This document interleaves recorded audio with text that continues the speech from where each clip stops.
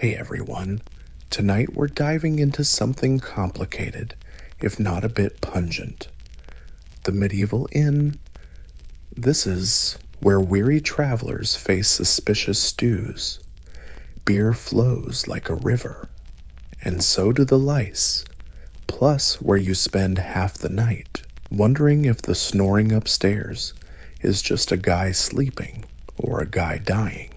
So, before you get comfy, take a sec to like the video and subscribe, only if you actually dig what I'm doing here, and drop a comment telling me where you're tuning in from and what time it is there. It's always fun to see who's joining us from all over the globe. Now, dim the lights, maybe turn on a fan for some soothing white noise, and let's embark on tonight's journey together. The problem isn't the innkeeper waking up.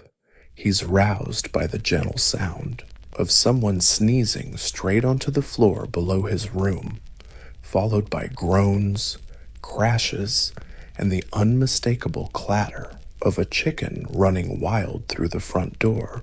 Once again, he cracks an eye. It's still dark out, which means it's either way too early or way too late.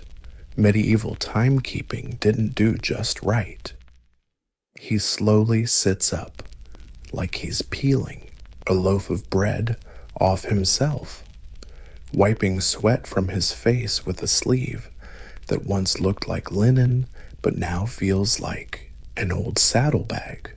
His bed isn't bad, just a straw mattress, a bit lopsided, with a blanket smelling faintly of garlic, and last Tuesday's beer, that warm, slightly damp cloak vibe that would be cozy if you don't ask too many questions. He dresses in stages, first the long shirt, then pants, then the belt if he can find it. After a bit of a hunt, he spots it, hanging on a hook behind the door with a spoon, a stub of candle, and someone's sock. He doesn't ask whose. Asking before sunrise is a bad move. Downstairs, the common room is eerily quiet. Signs of life: a tipped cup, a boot near the hearth, a man snoring under the table with the confidence of someone who's done this before. The manager carefully steps around him. Waking guests too early usually leads to awkward sword fights. He stokes the fire with a practiced flick of a poker. The goal: warmth, not a blazing inferno. Firewood's expensive, and last time the fire got going, someone tried to roast a goose with feathers still on when he sets a pot on the stove, ready to reheat last night's stew. He hears distant screams and footsteps of an early group of travelers arriving. He exhales. The inn's not fancy, but it's warm, busy, and, most importantly, it's his. And just like that, a new day begins. Breakfast at the inn isn't a meal so much as a negotiation between what's edible and what the law protects. The manager ladles a big scoop of something into a pot on the stove. It has no name but definitely a smell, somewhere between boiled oats and a wet boot thinking about cabbage. This is stew, the medieval staple, not a recipe but a concept. Yesterday's soup was made from barley and turnips. Today's stew includes those turnips, now softer, plus some mysterious bits from a goose that didn't make it through the night. Add water, heat, repeat. Like soup if soup gave up halfway. Bread shows up, as hard as roof tiles and just as tough to chew. It's sliced carefully, mostly because the owner doesn't want to break another knife on it.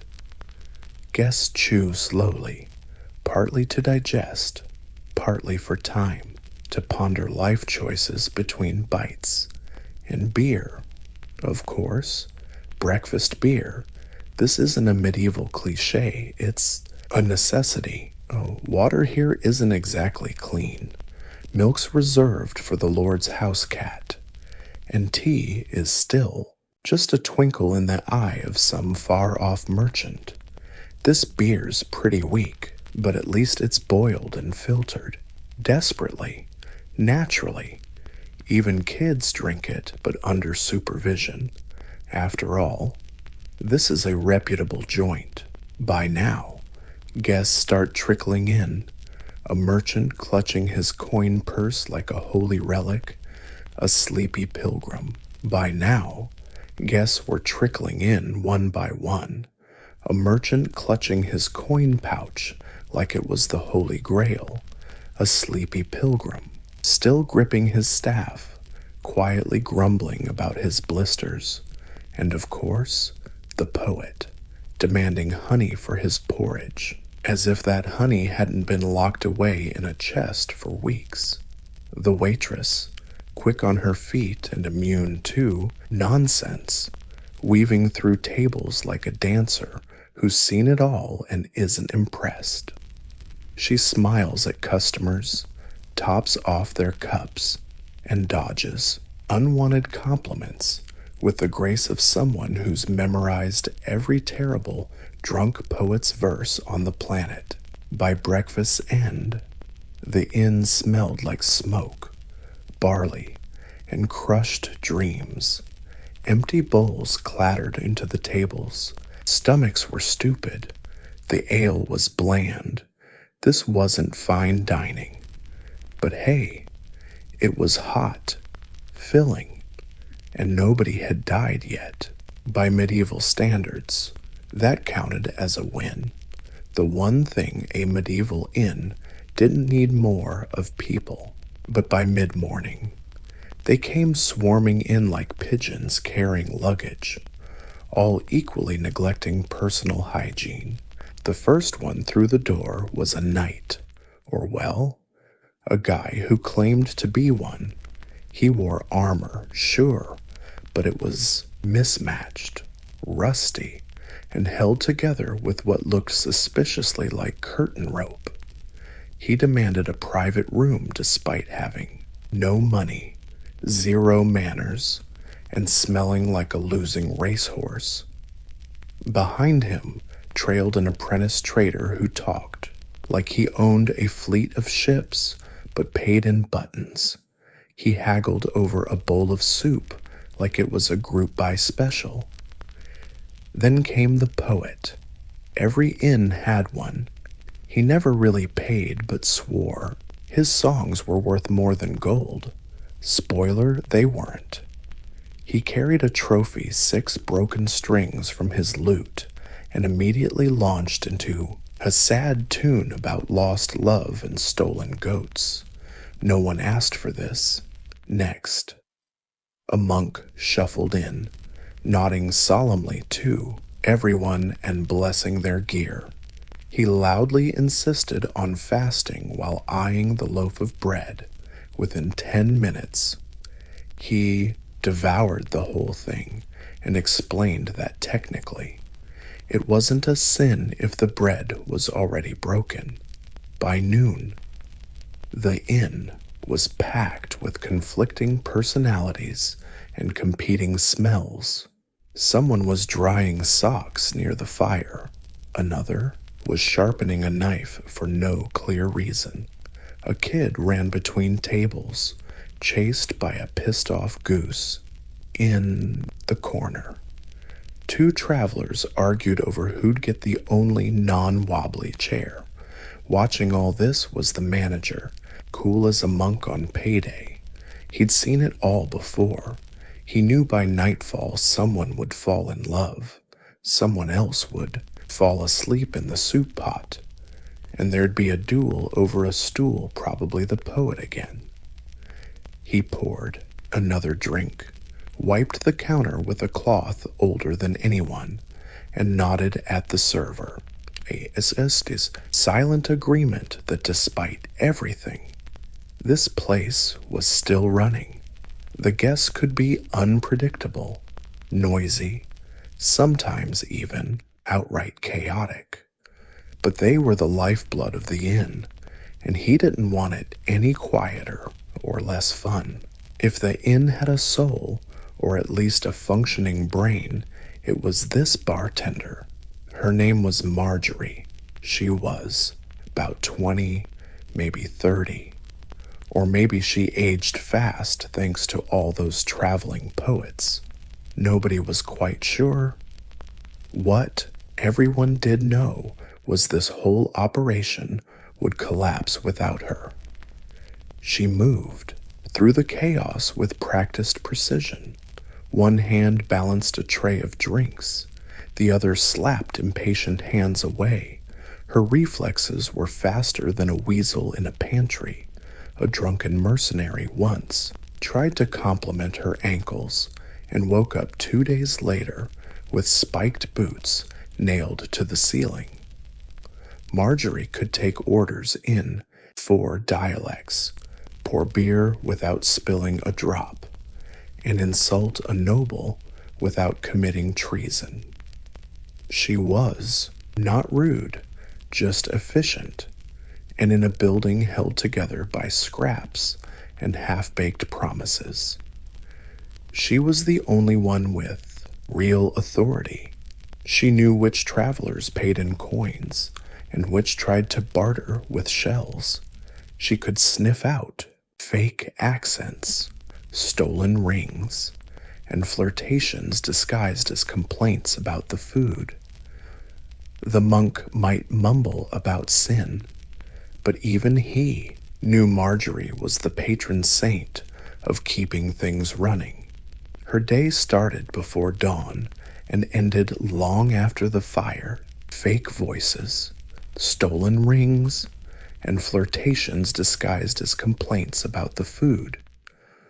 The monk might mutter about sins, but even he knows Marjorie is the patron saint of keeping things running.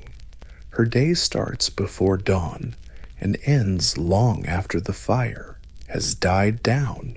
In between, she serves stew, chases kids, patches up scraped knees, and somehow finds time to refill every cup in the room, usually while dodging flying cutlery or breaking up arguments over who owns the goat.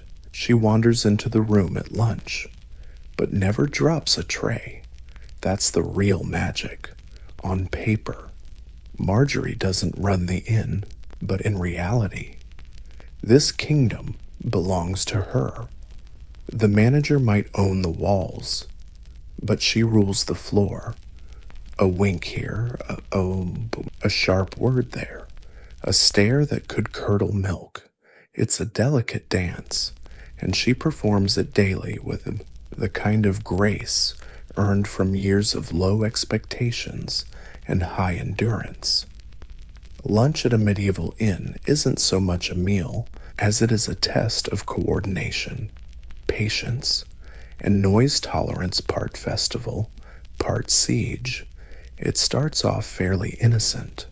A warm hearth, a bubbling stew, and Marjorie circling an old iron triangle, signaling food's ready.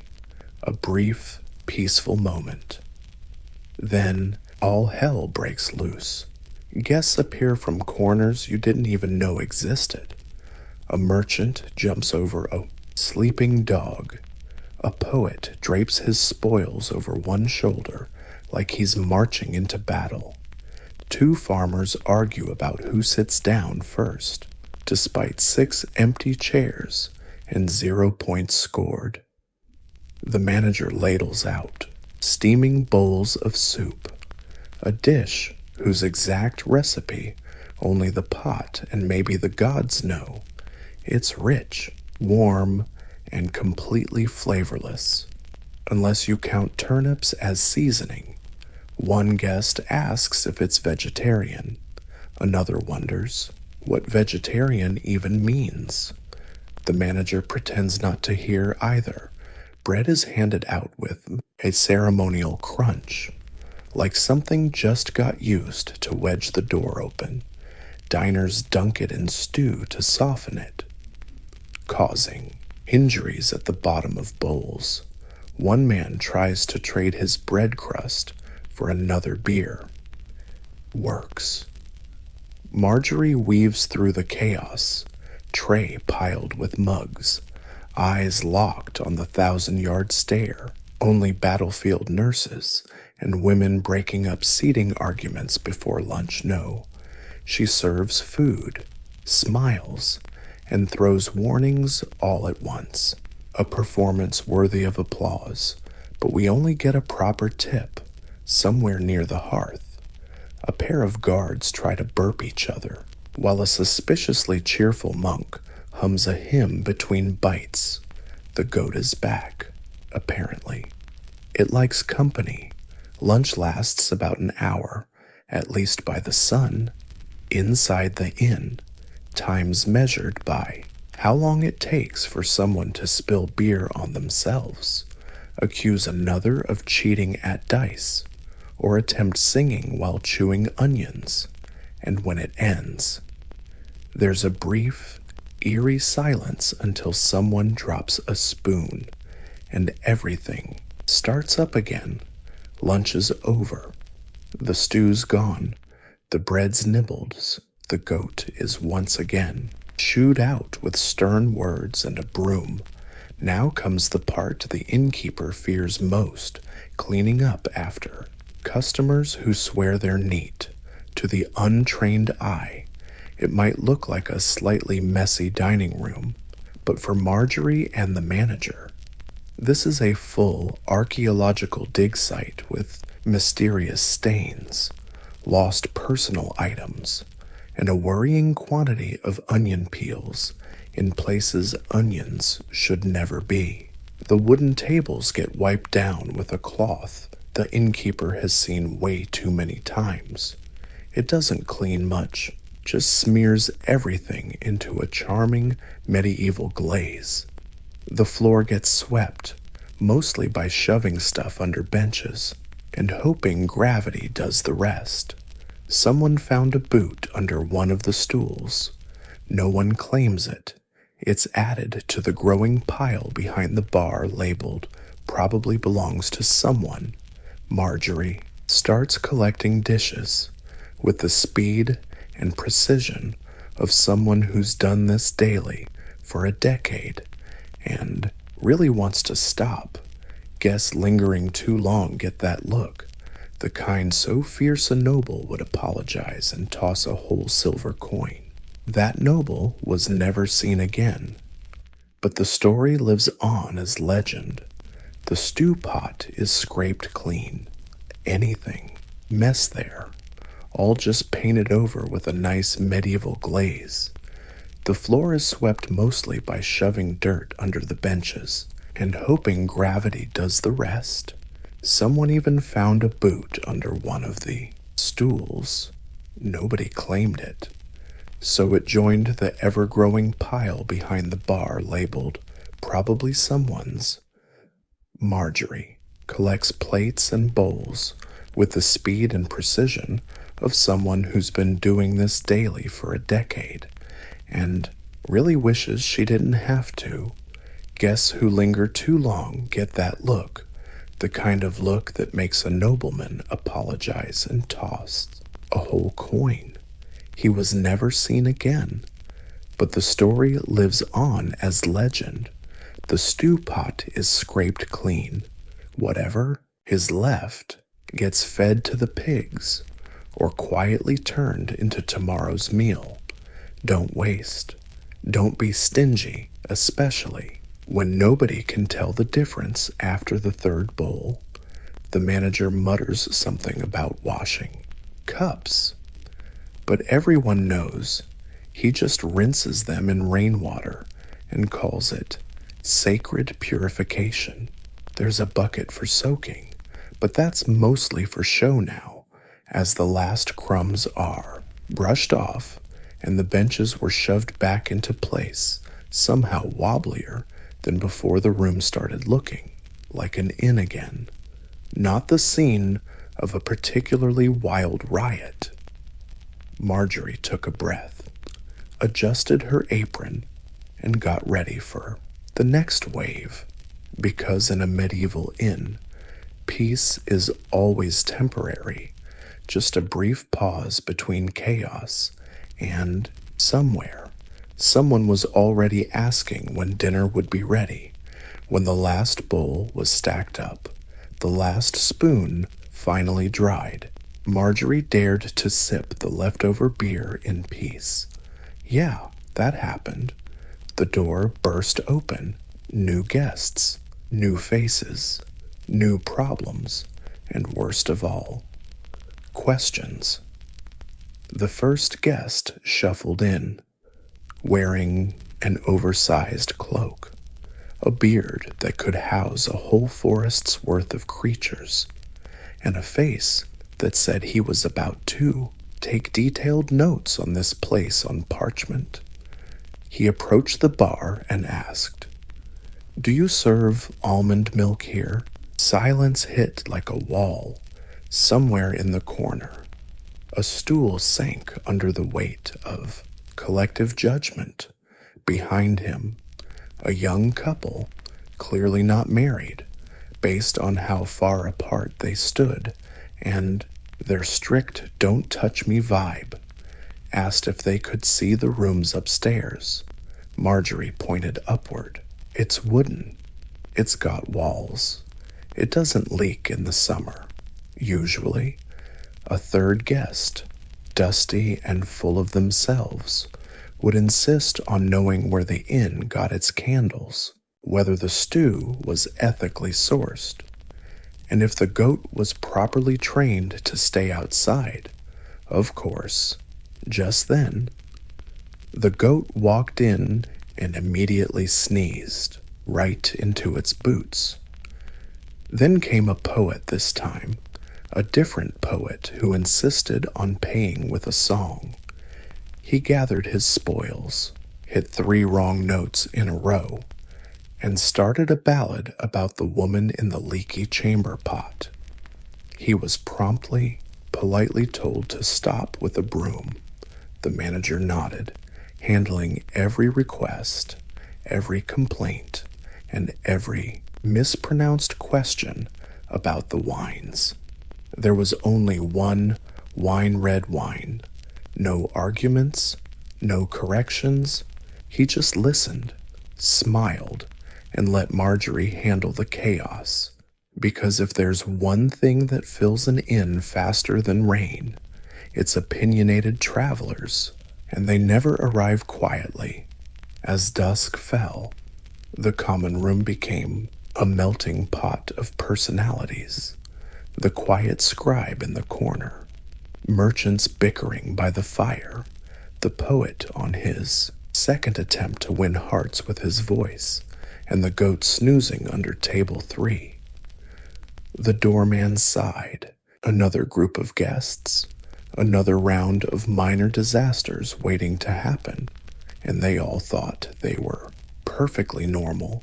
Dinner time came, not gracefully, but loud, overlapping noise, chairs scraping, clinking cups. Someone coughed dramatically to hint they'd been waiting forever, even though they arrived 9 minutes ago and were still wearing their travel cloak like a crown. Marjorie stepped out of the kitchen, holding a still warm pot, definitely still simmering. The daily special hadn't changed. It was still the inn's signature dish, leftovers from before, reheated a bit, served with a chunk of it, bread tough enough to double as a weapon, and a guest's commentary. "This stew tastes different than last night," one guest said suspiciously. Marjorie replied without looking up, "It's the same stew." "Oh, fine," they quickly added, now worried about their right to use cutlery. The poet, somehow still present, offered to perform a song to welcome the meal. He He got through one line before Marjorie dropped a ladle into his bowl with more enthusiasm than necessary. He got the message. Near the fireplace, two merchants were loudly debating grain prices, louder than the married couple, arguing about how many fleas they'd counted, fiercely debated over grain prices.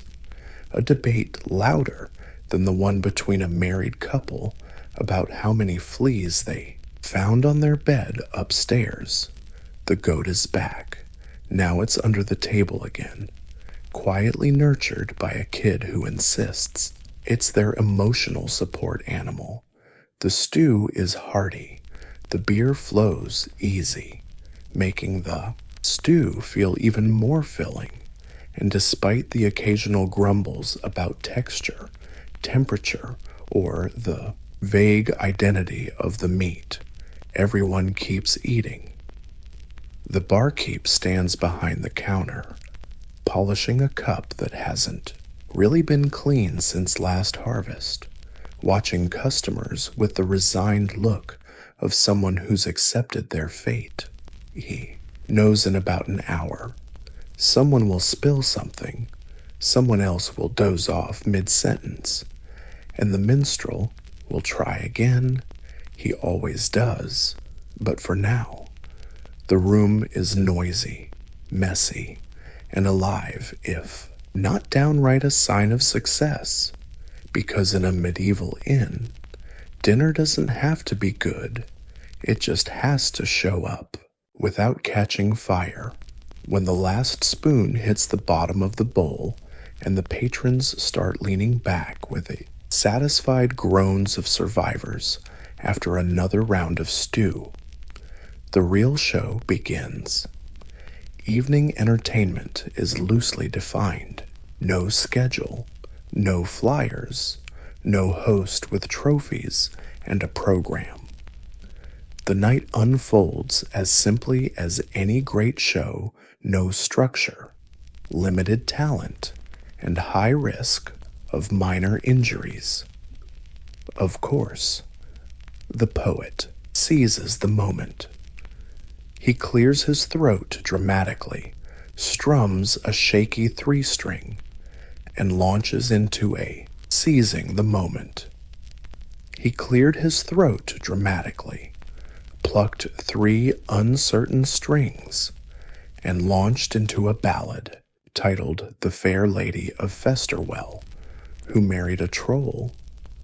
Half the room cheered, the other half groaned, the goat sneezed. His voice was overly enthusiastic. The lyrics sometimes rhymed. The manager poured himself a beer and took a long swig, the way a man does when he knows. There are 6 more verses to go, and at least one involves stealing socks. Meanwhile, at a far table, 2 old friends were. Then come the dice, wooden, chipped, and possibly blessed, or cursed opinions vary. A small crowd gathers to bet coins, buttons, a pair of ancient shoes, and one man's left shoe. Nobody bats an eye at that. The value of this pair of coins is hotly debated. Marjorie prowls the room like a hawk with super hearing. She's watching for trouble, spills, and anyone who looks about to stand on the tables. She spots the singer mid-stride, attempting a dramatic move on a bench, clearly never meant for the stage. In the corner, a shy traveler timidly pulls out a flute. It squeaks out 3 charming notes before a goat headbutts him. Applause breaks out everywhere. Evening entertainment at this inn isn't exactly polished, rehearsed, or even legal in some towns. But hey, it's real. Loud, too. It almost always ends with someone snoring into their cup or waking up with a fresh soot tattoo. No official closing time here. No bells. No lights out announcements. and definitely no polite usher guiding guests to the door. Nope. Closing time is more like society slowly collapsing. It starts when the poet finally loses his audience. Usually happens when he forgets the last stanza and replaces it with some dramatic, raspy noises. Someone throws a piece of bread as thanks. It's unclear if that's applause or a bribe to stop. Then some patrons start feeling tired not from the beer, but from too many calories. The stew settles. Gravity wins. A merchant leans so far back on his stool, he basically becomes furniture. His buddy uses him as a footrest. Marjorie starts stacking empty cups like she's building a tiny fortress. She doesn't say much, just raises an eyebrow, which, according to the manager's secret code, means wrap it up or start cleaning. There's always one guest stubbornly ordering food after the fire's out. Tonight, a street vendor thinks a snack means a whole roast duck. He gets a bun, a look, and a firm tip to chew slower and hit the sack earlier. The goat is always there, curled up by the dying embers. Technically, it's not allowed inside, but at this hour, it gets more attention during storytelling than half the people, so exceptions happen. The manager starts his rounds. He pokes the fading fire, checks for anyone passed out face down in the stew pot, then gently shoves a snoring traveler off the table and onto a bench. A pro move, honed over years of subtly repositioning drunks. A couple stumbles upstairs, bumping into every surface in sight. They'll complain about the noise come morning. The irony is noted and saved for passive entertainment later. Finally, the room empties not all at once, but in soft waves, swaying like a tide of cloaks, punctuated by yawns and occasional hiccups. The chatter dies down. The laughter fades away. The inn grows quiet. Maybe a cup rolls off a table. Someone upstairs drops a boot. The goat sighs. But for now, the worst of the day is over. The guests are asleep, or at least horizontal and silent. Climbing stairs in a medieval inn is a leap of faith, not spiritual faith, structural faith. Sitting so far on their stools, they basically became part of the furniture. His companion used him as a footrest. Marjorie started stacking empty cups, like she was building a tiny fortress. She didn't say much, just raised one eyebrow, which, according to the manager's code, meant wrap it up or start cleaning. There's always that one guest who insists on ordering something after the fire's out. Tonight, a street vendor thought snack meant a whole roasted duck. He got a bread roll, a glare, and a solid tip to chew slower and go to bed earlier.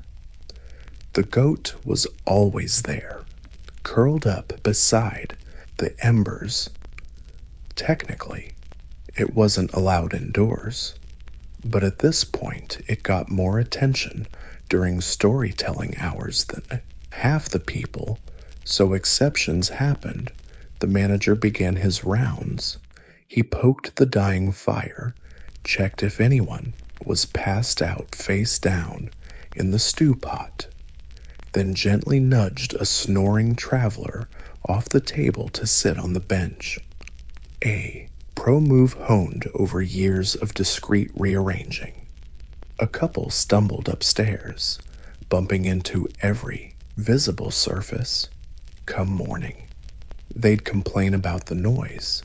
The irony was duly noted and saved for passive entertainment later. Finally, the room emptied. not all at once, but in soft waves, swaying like a tide of cloaks, with yawns and occasional hiccups echoing. The chatter faded, the laughter died out, the inn got quiet, or maybe not. A cup rolled off, a table, someone upstairs dropped a boot. The goat sighed, but for now, the worst of the day was over. Guests had fallen asleep, or at least lay flat and stopped talking. Climbing stairs in a medieval inn was an act of faith. Not spiritual faith, but structural faith. The steps creaked, moaned, and occasionally shifted underfoot like they were considering early retirement. But for the weary traveler, upstairs meant only one thing: a place to crash. Rooms came in all kinds. Some were private if you were rich or good at pretending you were, but mostly they were dormitories, where strangers slept inches apart and everyone pretended not to hear a thing. Beds were wooden frames stuffed with straw and dreams. If you were lucky, you could bring your own blanket, and that was the luxury edition. Beds made of wooden frames, stuffed with straw and dreams. If you're lucky, you bring a blanket, or at least a pillow, if you remembered one, or just fold your cloak, and yep, that constant rustling of straw never stops. Sometimes because it's dry, sometimes because something inside is trying to sleep. Snoring, oh, unavoidable. There's always someone starting right after they hit the bed. Not cute, little snores either. We're talking full medieval snore mode, the kind that echoes off wooden beams and makes you wonder if there's a wild boar up there. One guest tossing and turning, another whispering, someone humming a hymn through their nose, which is just annoying. Privacy. What's that? You can pull your cloak over your head, but it just muffles the neighbors' loud debate about fish and taxes. Another guest keeps getting up to check the stew, which is code for needing the chamber pot. Discreetly tucked behind a curtain, no one's fooled. Speaking of which, yeah, the chamber pot. It's there, overflowing. That's everybody's problem. It's also someone's leaning post until they realize their mistake way too late. Sometimes a stranger stumbles in at night, not sure which bed is theirs, and ready to start a fight. These arguments are short-lived, smothered by exhaustion, and usually settled by whoever has bigger boots or stinkier feet. But despite the noise, the smells, the suspicious straw, and the general vibe, there's something oddly comforting about it. A dozen people from all over, sleeping under the same curved beam, snoring in sync. Upstairs isn't exactly quiet, but it's safe, warm, and luckily almost goat-free, which at this hour is basically luxury. It's late. The fire's burned down to glowing embers. Finally, the common room is quiet, except for the occasional burbling brook sound, making you wonder if the building's sinking or something alive is moving across the beams. Either way, it's time for the night watchman to start his midnight patrol. This ritual isn't written down anywhere, but every keeper knows it. It involves a candle, a weary sigh, and a silent prayer that no one dies, sets a fire, or sleepwalks into the pantry again. The tour starts downstairs. The benches are mostly empty, cups half full, half spilled, probably fermenting into something new. A spoon floats in the beer barrel. The innkeeper doesn't want to know how or why. He checks the front and back doors, both securely bolted, or so he hopes. The front door tends to fling open in strong winds or during heated conversations. He places a bucket in front of it just in case, behind the counter. He counts the day's earnings, mostly real money, some buttons, carved bones, and, yep, the usual weird stuff. He drops it into a bowl of undetermined value. Next stop upstairs. He tiptoes like a guy sneaking past a slightly drunk wolf pack. Every floorboard creaks louder than the last. Behind a door, someone confidently snores. Behind another, someone mumbles about taxes in their sleep. He looks into the common room, a sea of limbs and cloaks. One guest sleeps upside down. Others hide under beds like human storage boxes. The chamber pot's still full, as always. Then comes the weird part of the patrol. Things that shouldn't move. A broom falls again. The candle keeps burning despite no draft. Here's the unmistakable sound of a trophy rope being yanked. Though the bard went to bed 2 hours ago or is tied to a wagon outside. Depends who you ask. And, of course, the goat goes missing again. The gatekeeper sighs. Everything's fine by inn standards. He heads down the stairs, blows out the candle, and mutters, "If anything's gonna catch fire, it's that bad stew." He placed it in a bowl of undetermined value. Next stop, upstairs. He tiptoed like a man sneaking past a den of slightly drunk wolves. Each floorboard betrayed him with a louder creak than the last. Behind a door, someone was confidently snoring. Behind another, someone muttered taxes in their sleep. He looked into the common room, a sea of limbs and cloaks. One guest was sleeping upside down. Some others hid under beds like human storage boxes. The chamber pot was as full as ever. Then came the weird part of the patrol. Things that shouldn't move. A broom fell again. A candle stayed lit with no draft. He heard the unmistakable sound of a lute string being yanked, even though the bard had been asleep for 2 hours or tied up, outside in a cart, depending on who you asked. And, of course, the goat vanished again. The doorman sighed. Everything was fine by this inn's standards. He went downstairs, blew out the candle, and muttered, "If anything's gonna catch fire, it's this lousy stew." Now it was midnight, and technically everyone was asleep, but don't fool yourself into thinking they were resting. The upstairs common room buzzed like a hive, annoying every human in earshot.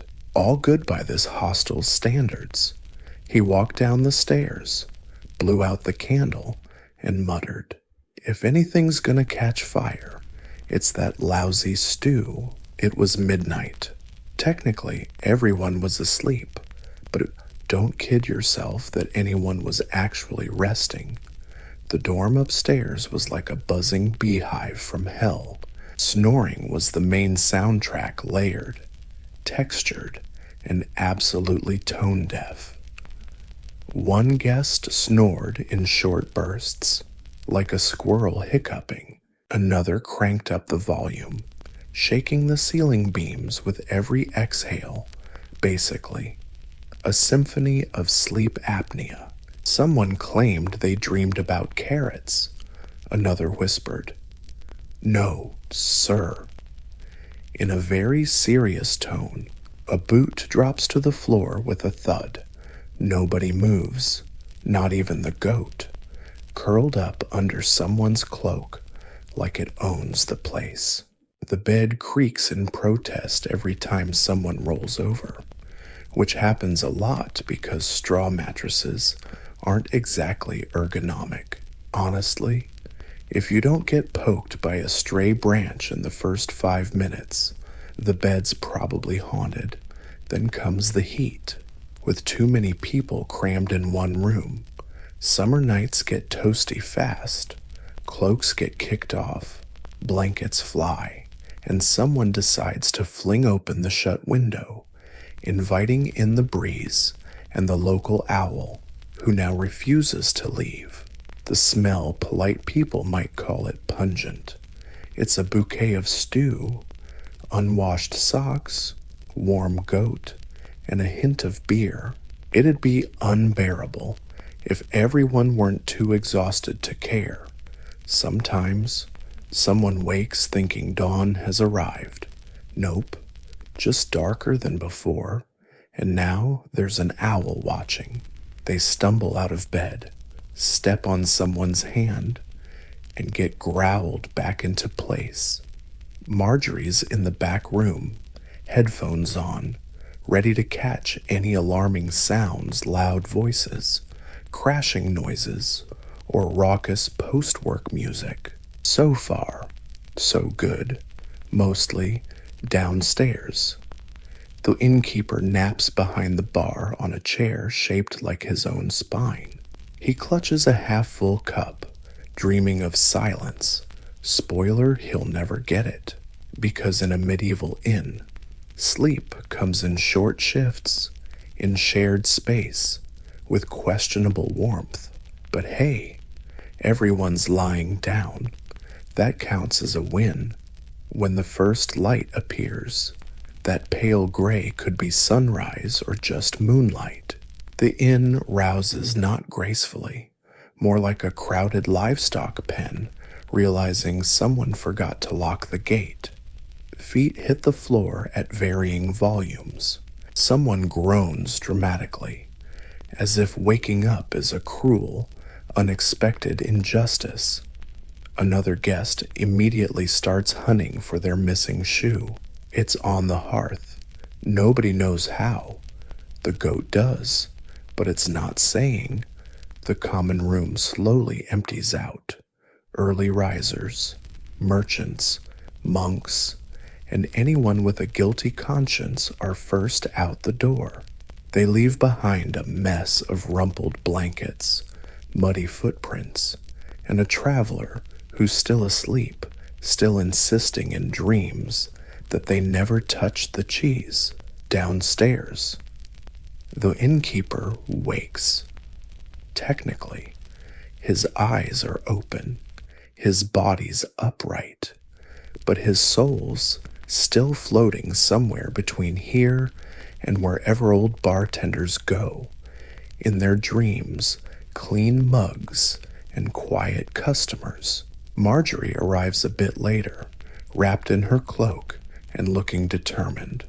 She quietly starts taking inventory of the night's damage. 2 chairs are overturned, a candle's gone missing, and somehow someone smeared jam on a broom handle. Questions will be asked immediately. Has anyone seen my bag? Did I pay last night? Is this my goat? Marjorie's answers to all of these are the same. A slow blink, then a blank stare, then denial. I didn't spill the beer. I'm not the one snoring. I never said that about the monk's slippers. Everyone loudly denies everything, even when caught red-handed like a ladle stuck in someone's belt or a half-eaten turnip in their shoe. The poet shows up again, eyes glazed over, announcing he's written a new poem about the night's events. They quickly hand him a bowl of porridge and tell him to eat quietly. This time, he complies. Breakfast is served, stew reheated, beer poured, and life goes on when the sun's fully up. Most travelers have paid or bargained their way out. Some slip away embarrassed, claiming he never touched the cheese. Downstairs, the manager woke up. Technically, his eyes were still open. His body stood upright. But his soul was floating somewhere between this world and wherever old bartenders go in their dreams places with clean glasses and silent customers. Marjorie showed up a bit later, wrapped in a shawl and looking fiercely determined. She quietly started taking stock of the night's damage. She was serious, quietly tallying the aftermath. 2 chairs flipped upside down, a candle missing, and somehow someone smeared jam on a broom handle. Questions were about to fly. Did anyone see my briefcase? Did I pay last night? Is that my goat over there? Marjorie had the same answer for every question. A slow blink, followed by a flat, deadpan blink. Then the denial. I didn't spill the beer. I'm not the one snoring. I never said anything about the monk's slippers.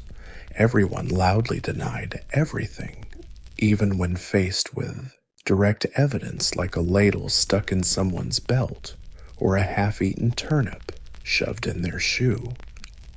The poet reappeared, eyes glazed over, announcing he'd written a new poem about that night's events. They quickly handed him a bowl of porridge and told him to eat in silence. This time, he complied. Breakfast served, stew reheated, beer poured, life went on. By sunrise, most guests had either paid or haggled their way out. Some left embarrassed, others strutted proudly, convinced they were charming. But one truth remained: no one ever admitted what really went down after dinner.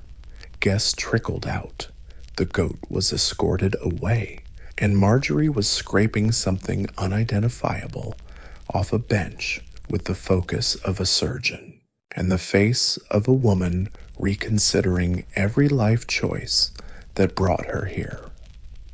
The common room was quiet now, not peaceful. A few embers crackle in the fireplace. The floor is sticky. A chair leans a bit to the left, probably from misuse or silent protest. The innkeeper stands behind the counter, cradling the first beer of the morning like it's a family heirloom. He scans the room and mutters what he mutters every morning. Could be worse, of course. Optimism helps digestion. Marjorie walks by with a tray of used spoons, a rag that's seen better days, and the look of someone not answering questions before sunrise tomorrow. She fills a pot with water, salt, and a dash of faith, then starts stirring. Breakfast goes on like clockwork. Outside, a cart rattles by. A rooster announces its existence. Somewhere in the village, a blacksmith bangs something unreasonably loud at this hour. And just like that, the world wakes up. Along with it, new guests arrive. The inn's door swings open. A farmer shuffles in, dragging a sack of something that might be veggies. Behind him, a woman in a travel cloak flashes a polite smile that screams, "I'm about to complain about the prices." And, of course, a knight with a dented helmet who can't talk indoors. They look around, nod at each other, coins exchange hands, lots of questions asked, vague answers given. The cycle begins again. The manager takes a sip. Marjorie ties her apron again. A chair is pulled out, a cup refilled. A stranger sits down and immediately asks if there's anything vegan. The inn hasn't changed much. The stew keeps its mysterious charm. The guests remain unpredictable. People suspect the goat has a spare key. Yet, despite the noise, mess, and suspiciously awful smells, they always come back, probably for the warmth, the company, and the chaos. Or maybe, just maybe, it's the only place in town where your screw-ups get forgiven and no one asks questions before breakfast. In the early 1600s, the Dutch Republic was about the size of a pancake and just as flat, but don't let geography fool you.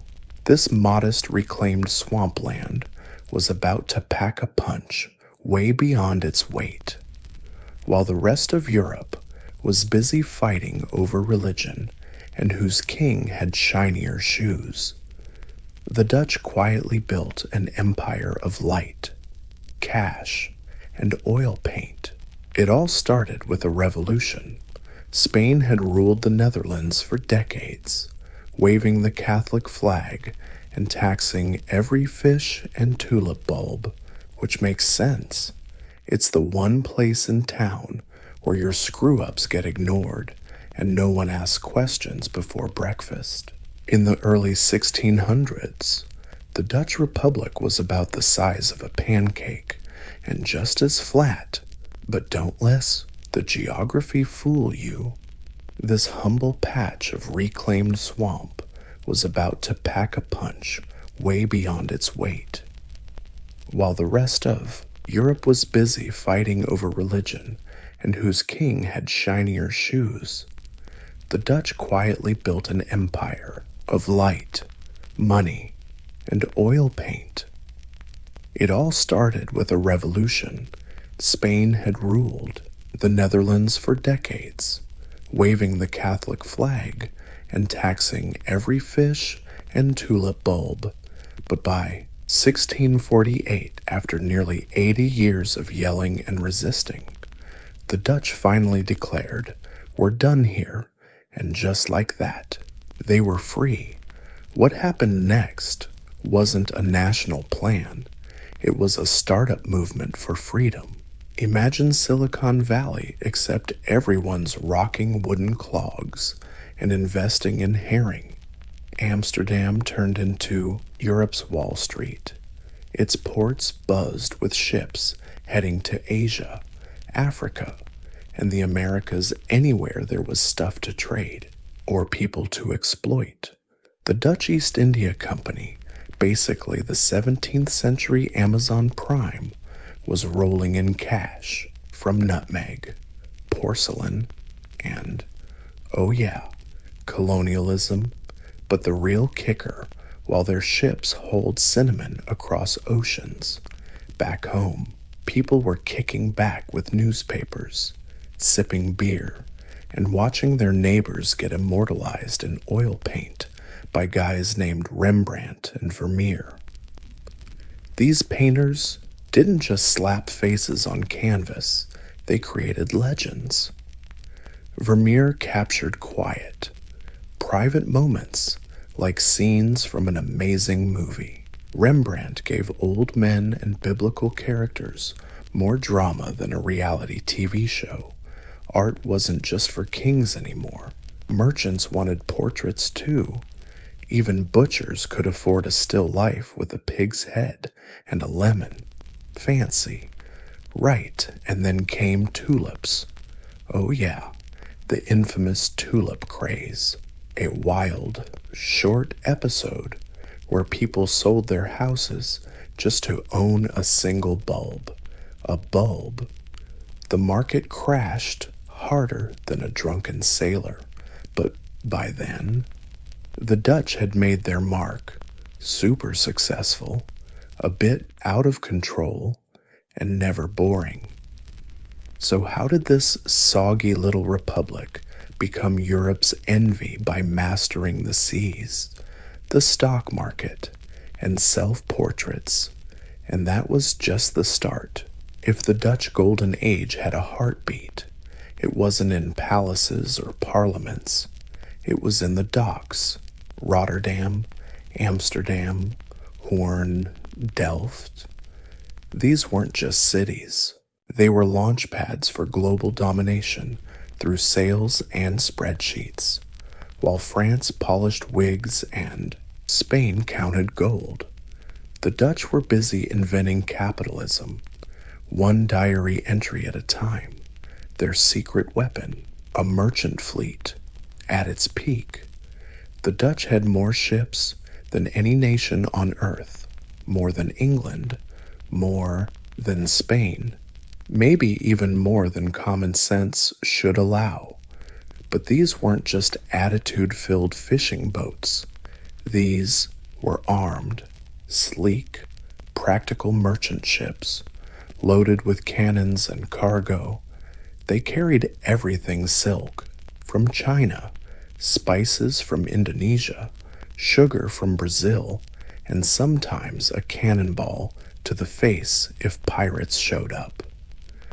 The Dutch East India Company, a.k.a. the scary-sounding VOC, was the world's first multinational corporation. Shareholders, stock markets, dividends. Yep, capitalism before it got fun or ethical. VOC did whatever it took to protect profits, fortresses, private armies, and let's not sugarcoat it. Some colonial tactics were downright brutal. Spice trading wasn't just cutthroat, it was head-chopping friendly. While the West India Company ruled the East Indies, the West India Company handled business in the Atlantic. Think sugar, rum, and slavery. Dutch involvement in the transatlantic slave trade wasn't a coincidence. It was systematic, calculated, and profitable. The same nation painting serene milkmaids was also trading human lives on ledgers. The Golden Age had a seriously dark underbelly, yet amid this brutal efficiency, the Dutch brought a kind of order to global trade. Their ships followed set routes, their goods were cataloged, their ports were clean, safe, and well insured. If any country could ship tulips, cheese, and gunpowder on the same boat without mixing up labels, it was the Dutch. While the West India Company ruled the East, the West India Company handled everything in the Atlantic. Think sugar, rum, and slavery. The Dutch involvement in the transatlantic slave trade wasn't a random accident. It was systematic, calculated, and profitable. The same country painting pictures of milkmaids was also trading human lives in ledger books. The Golden Age had a seriously tarnished side. Yet, amid this brutal efficiency, the Dutch brought a sort of order to global trade. Their ships stuck to set routes. Their goods were cataloged. Their ports were clean, safe, and well insured. If any nation could ship tulips, cheese, and gunpowder on the same boat without mixing up the labels, it was the Dutch. They weren't just sailing the oceans, they were schooling the world in economics. While others sent explorers, the Dutch sent accountants packing muskets. Their empire was built not just with swords, but with balance sheets. And somehow, amid all the maritime hustle, their tiny republic kept thriving. Next, we dive into Vermeer's silky world, where everyday life becomes eternal, while Dutch ships ferried goods. And somehow, amid all the maritime hustle, their tiny little republic kept booming. Next up, we dive into Vermeer's velvet and silk world, where everyday life gets frozen in time, while Dutch ships haul goods across continents and trading companies turn quarterly profits into golden chandeliers. Something else is quietly happening. almost silently, in the towns and homes of the Dutch Republic. A girl is pouring milk. A woman wears a pearl necklace. A letter is read quietly by an open window. And with every ordinary moment, a man named Johannes Vermeer turns everyday life into immortal poetry. Vermeer wasn't the hottest painter of his time. In fact, he wasn't even the busiest. He painted about 35 known works total. That's fewer than the number of paintings Rembrandt splattered out during a bad week. But Vermeer lacked scale. He made up for it with brilliance. His paintings are quiet, calm, and oddly bright, like someone was painting sunlight holding its breath. What made him different? Precision, detail, and an almost mystical understanding of light. The interiors he painted aren't just backgrounds, they're characters. You can almost hear the creak of wooden floors and the tick-tock of a clock, and that's the secret to the Dutch Golden Age. While the outside world raced ahead, artists like Vermeer captured the sacred art of slow living. Of course, Vermeer's magic didn't happen in a vacuum. This was a society obsessed with images. The average Dutch home in the 17th century had more paintings on the walls than forks in the kitchen drawer. Landscapes, portraits, still lifes, ships, cows, and a whole lot of dead fish laid out on tables. They loved it all. Why? Because this was a middle-class country. Merchants, bakers, and brewers had cash and taste. They didn't want angels floating on clouds. They wanted something that looked like their world, just a bit shinier. And the painters delivered. Dutch art became an industry fast, detailed, and local. But back to Vermeer. His works weren't flashy or political. They didn't shout. They whispered. And in those whispers were stories of intimacy, loneliness, and the quiet tragedies of family life. He painted the overlooked and made them unforgettable. Next chapter, we step out of those golden-lit rooms and onto the bustling streets of a booming republic. Because outside Vermeer's window, an economic experiment was unfolding, both dizzying and on the edge of collapse. The infamous tulip mania. Imagine this. You walk into a tavern in 1636, just a regular Dutch citizen, maybe a baker or a cheese merchant. A guy next to you offers to sell you a tulip bulb. Not a bouquet, just a single bulb. The price about the same as your house. And the craziest part, you actually consider it. Welcome to tulip mania, the early capitalist craze and possibly the world's first recorded financial bubble. Sure, the Dutch didn't invent flowers, but they perfected the art of making money from them. Tulips, especially those rare striped varieties caused by a virus, became status symbols. Owning a unique tulip bulb was like driving a Ferrari today. Except you had to dig it out of the ground and hope nobody accidentally turned it into soup. At first, only rich collectors got in on it, but soon enough, everyone wanted a piece. Farmers, barbers, chimney sweeps. If you had a coin and a heartbeat, you were speculating on tulips. All savings spent, futures contracts created, people trading ownership of bulbs that hadn't even bloomed yet. It wasn't about flowers anymore. It was canceling a promise before the petals even opened for a brief Brilliant moment. Tulips were the Bitcoin of the 17th century. Then disaster struck.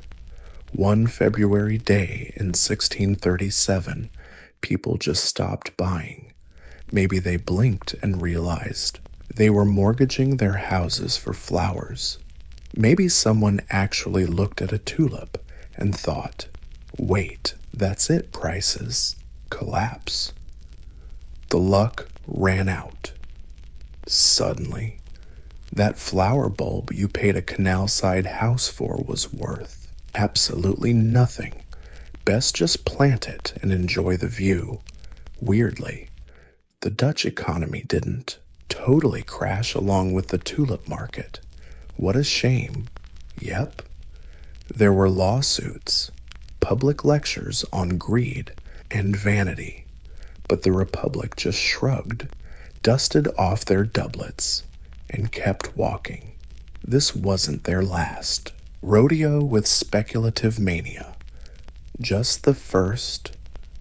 The tulip craze became a morality tale about pride, irrational markets, and humanity's obsession with beauty right until it bites back. While the bulbs rotted, sir, the Dutch spirit didn't decay, because nearby, the Republic was busy building a cultural empire out of books, maps, and ideas, and that's where we're headed next. While tulips traded like gold and Vermeer quietly painted, women doing very quiet things by windows, another flower was quietly blooming in the Dutch Republic. The mind. The Dutch weren't just moving goods, they were moving ideas. And in the 17th century, that was risky business. Let's start with the printing press, at a time when publishing a wrong opinion, like in Spain, could get you burned alive. The Netherlands became a paradise for writers, philosophers, and rebellious pens. The Dutch had a pretty tolerant attitude toward free thought, as long as it didn't mess with trade. That is, so books were published in Amsterdam, like wine at a merchant's party. Ideas banned elsewhere found a safe haven here. Descartes wrote and published in the Netherlands. Baruch Spinoza, the exiled Jewish philosopher who suggested God might not be an old guy in the sky, but something more like reality, lived and thought here in relative peace until he got so radical, even the radicals were like, whoa. Universities like Leiden and Utrecht became intellectual magnets.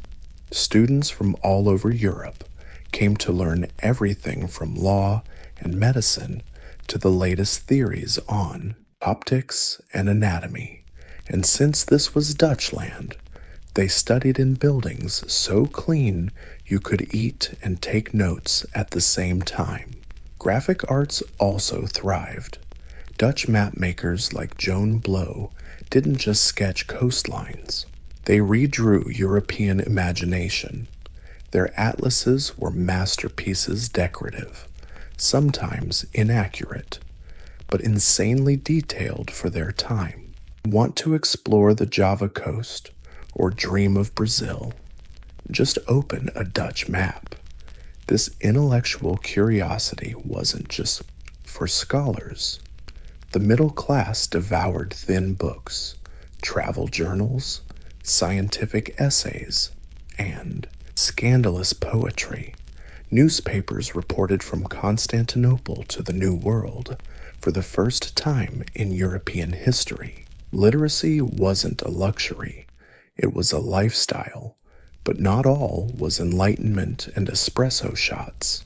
These ideas stirred up trouble, religious tensions simmered, philosophers faced censorship, some books got quietly banned. The Dutch tolerated a lot, but even tolerance has limits when profits start messing with property laws. Still, for a republic of just a few million people. The Dutch made huge contributions to shaping modern thought. Speaking of shaping things, next up is the architecture boom that turned their cities into Lego sets of bricks, canals, and grand gabled roofs. Imagine a city built like a painting. Straight lines, soft curves, everything. Perfectly in place, even the ducks. That was 17th century Amsterdam, an urban design masterpiece brought to life by engineers, merchants, and sheer stubbornness not to let water win. The Dutch didn't just build cities, they drained them so they could exist. Most of the land the Republic sat on was technically underwater, or recently convinced to not be underwater anymore. With dikes, pumps, and relentless willpower, the Dutch reshaped their world. Where? Draining them dry so they could survive. Most of the land the Republic sat on was technically underwater, or recently, folks have been convinced this land isn't underwater, with dikes, pumps, and some serious stubbornness. The Dutch basically rewrote their own geography. Where other countries saw swamps, they saw prime real estate. At the heart of this watery wonder is Amsterdam's ring of canals, called the Grachtengordel. It's classy, efficient, and honestly, a love poem to urban planning. The concentric canals slice the city into neighborhoods. Goods floated by boat, not cart. Wealthy merchants built narrow houses with steep stairs and big windows, just enough bling to impress, but not so much that you'd mistake them for French royalty. Tall houses with fancy gable roofs weren't just a style choice. Nope, it was a sneaky tax hack. Property tax was based on width, not height. So, people built up instead of out, packing their elegance vertically. The result? A skyline that looked like gingerbread houses sprinkled with a dash of Calvinist restraint. Brick was the go-to material, cheap, durable, and making the streets look like Renaissance Minecraft servers. But design wasn't just about looking good. The Dutch loved utility. Even their fancy facades had hoists and pulleys to lift furniture through windows. Because spiral staircases inside were both unimpressive and cramped, public buildings boomed 2 town halls, councils, guild halls. Amsterdam's town hall was the crown jewel, finished in 1655. This masterpiece was so grand that King Louis XIV reportedly called it the 8th wonder of the world, and of course, promptly ripped off the idea. And amid all that architectural bling, there was a message. The Dutch Republic was not about kings or churches. It was about cities, citizens, and civic pride, clean streets, neat facades, orderly and elegant.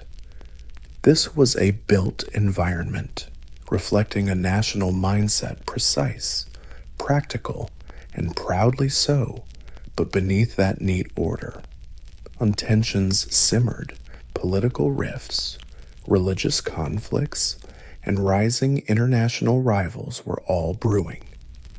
Next up, we dive into internal and external struggles that would test this golden republic.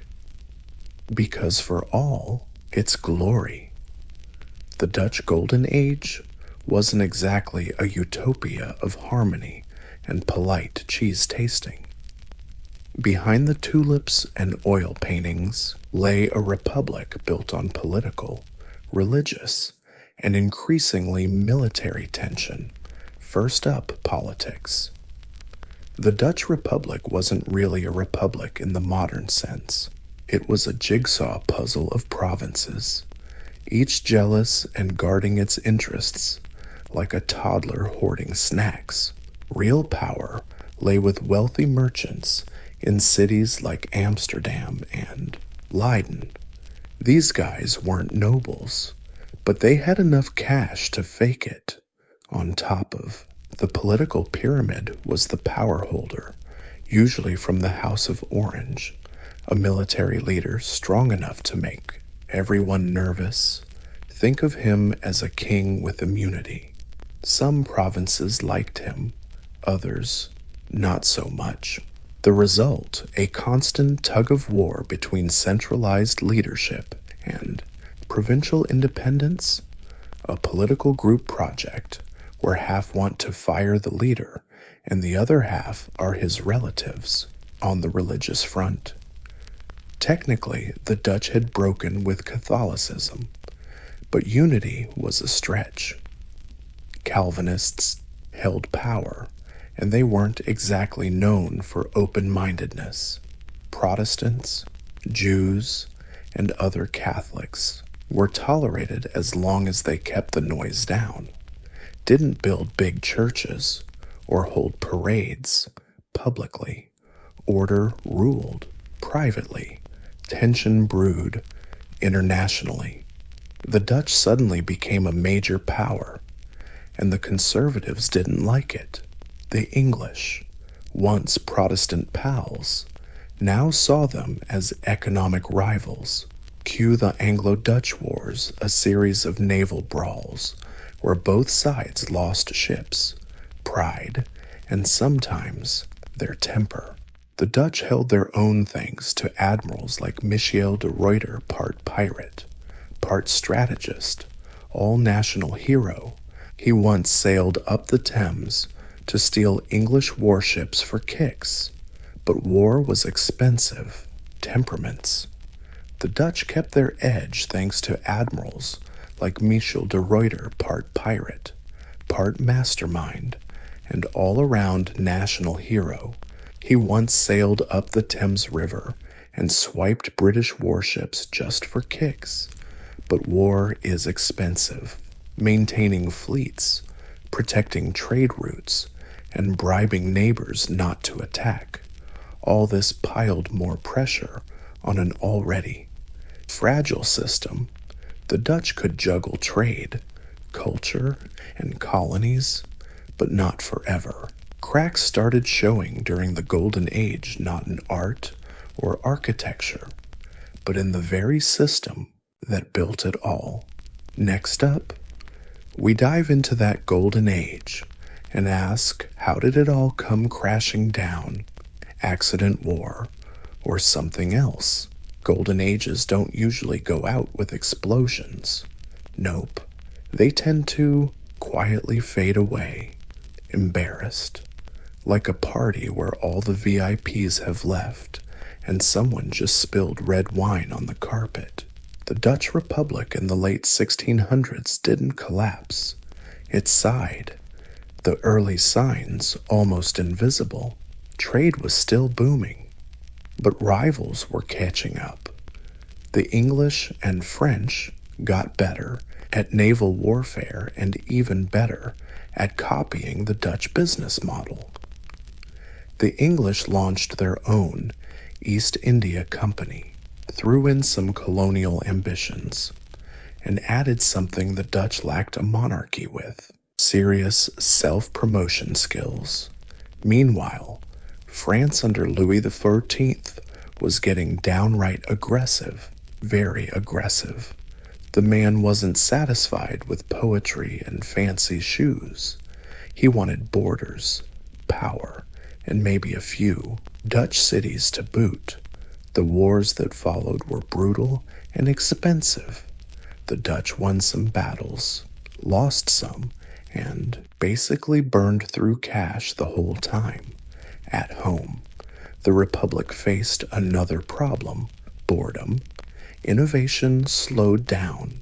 Artists quit, painting groundbreaking new ideas, and started recycling what sold.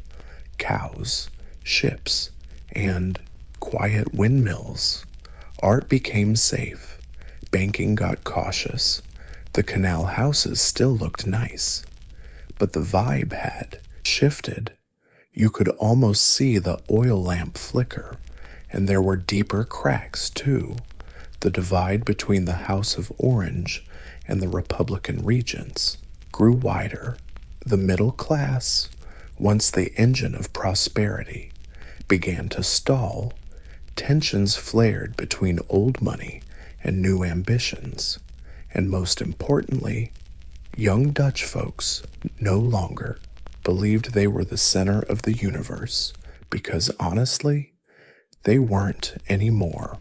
The final blow wasn't a single disaster, but a change in the wind. The Enlightenment was dawning elsewhere. England grabbed the crown for its top financial and naval power. France dominated arts and sciences until the guillotine showed up, and the Dutch, once Europe's wonder, found themselves slowly pushed off the spotlight. But the legacy of the Dutch Golden Age never really vanished. It lives on in libraries, galleries, laws, and shipping routes. The world they helped shape didn't forget them. They're just not the main characters anymore. Next, in the final chapter, we'll explore the lasting impact of this remarkable era and how a tiny republic changed the course of the modern world. Sure, the Dutch Golden Age ended, but its echo never truly faded. The 17th century republic may have lost global dominance, but it left its mark on everything, from economics to art to how we even think about freedom. Let's start with capitalism. The Dutch didn't invent money, trade, or greed, but boy, did they streamline it with jaw-dropping efficiency. They founded the world's first stock exchange, pioneered shareholder capitalism, and created financial tools still used today. So if you've ever cursed your mutual fund or stared blankly at a line graph, thank these Dutch traders. They also revolutionized global trade, not just with ships, but with systems, insurance, record keeping, double entry bookkeeping, all basically perfected in Amsterdam. And while they weren't saints, hello colonialism, they were logistics geniuses. They made trade scalable, predictable, and global. In art, their influence is immortal. Vermeer's quiet light, Rembrandt's intense faces, record keeping, double entry bookkeeping, all done near perfectly in Amsterdam. And while they weren't saints, hello, colonialism, they were logistics geniuses. They made trade scalable, predictable, and global. In art, their influence is immortal. Vermeer's quiet light, Rembrandt's intense faces, the cozy realism of family scenes. They became the visual grammar of Western art. Their paintings teach us that greatness doesn't need gods or swords. Sometimes it's just a woman pouring milk, lost in a peaceful moment. Intellectually, they carved out space for reason. Dutch tolerance imperfect, but remarkable, allowed thinkers like Spinoza and Descartes to publish works burned elsewhere. That's how they rolled. They helped push Europe into the age of enlightenment, freedom of thought, religious diversity, curiosity about science, all rooted in Dutch soil. Even their cities set the bar. Amsterdam's canals, Utrecht's universities, brick roofs, and clean, walkable streets were the blueprint for modern urban life. Order, without extravagance, function wrapped in elegance. They didn't build for kings, they built for people, And maybe that's the point. The Dutch Golden Age wasn't about empire, church, or divine right. It was about what a small, stubborn, and somewhat fragile republic could achieve with brains, grit, and a borderline obsessive knack for bookkeeping. It didn't last forever. Golden ages never do. But in that brief century's glow, the Dutch showed the world a new success model, one not made by royalty, but by regular folks doing extraordinary things. Thanks to them, the modern world marched forward, charting new seas on maps they helped draw. Forget stadiums, sponsorship deals, and national anthems. The first Olympics had none of that. No polo shirt referees, no stopwatches, no slow-mo replays, just dust, sweat, and a sacred olive branch.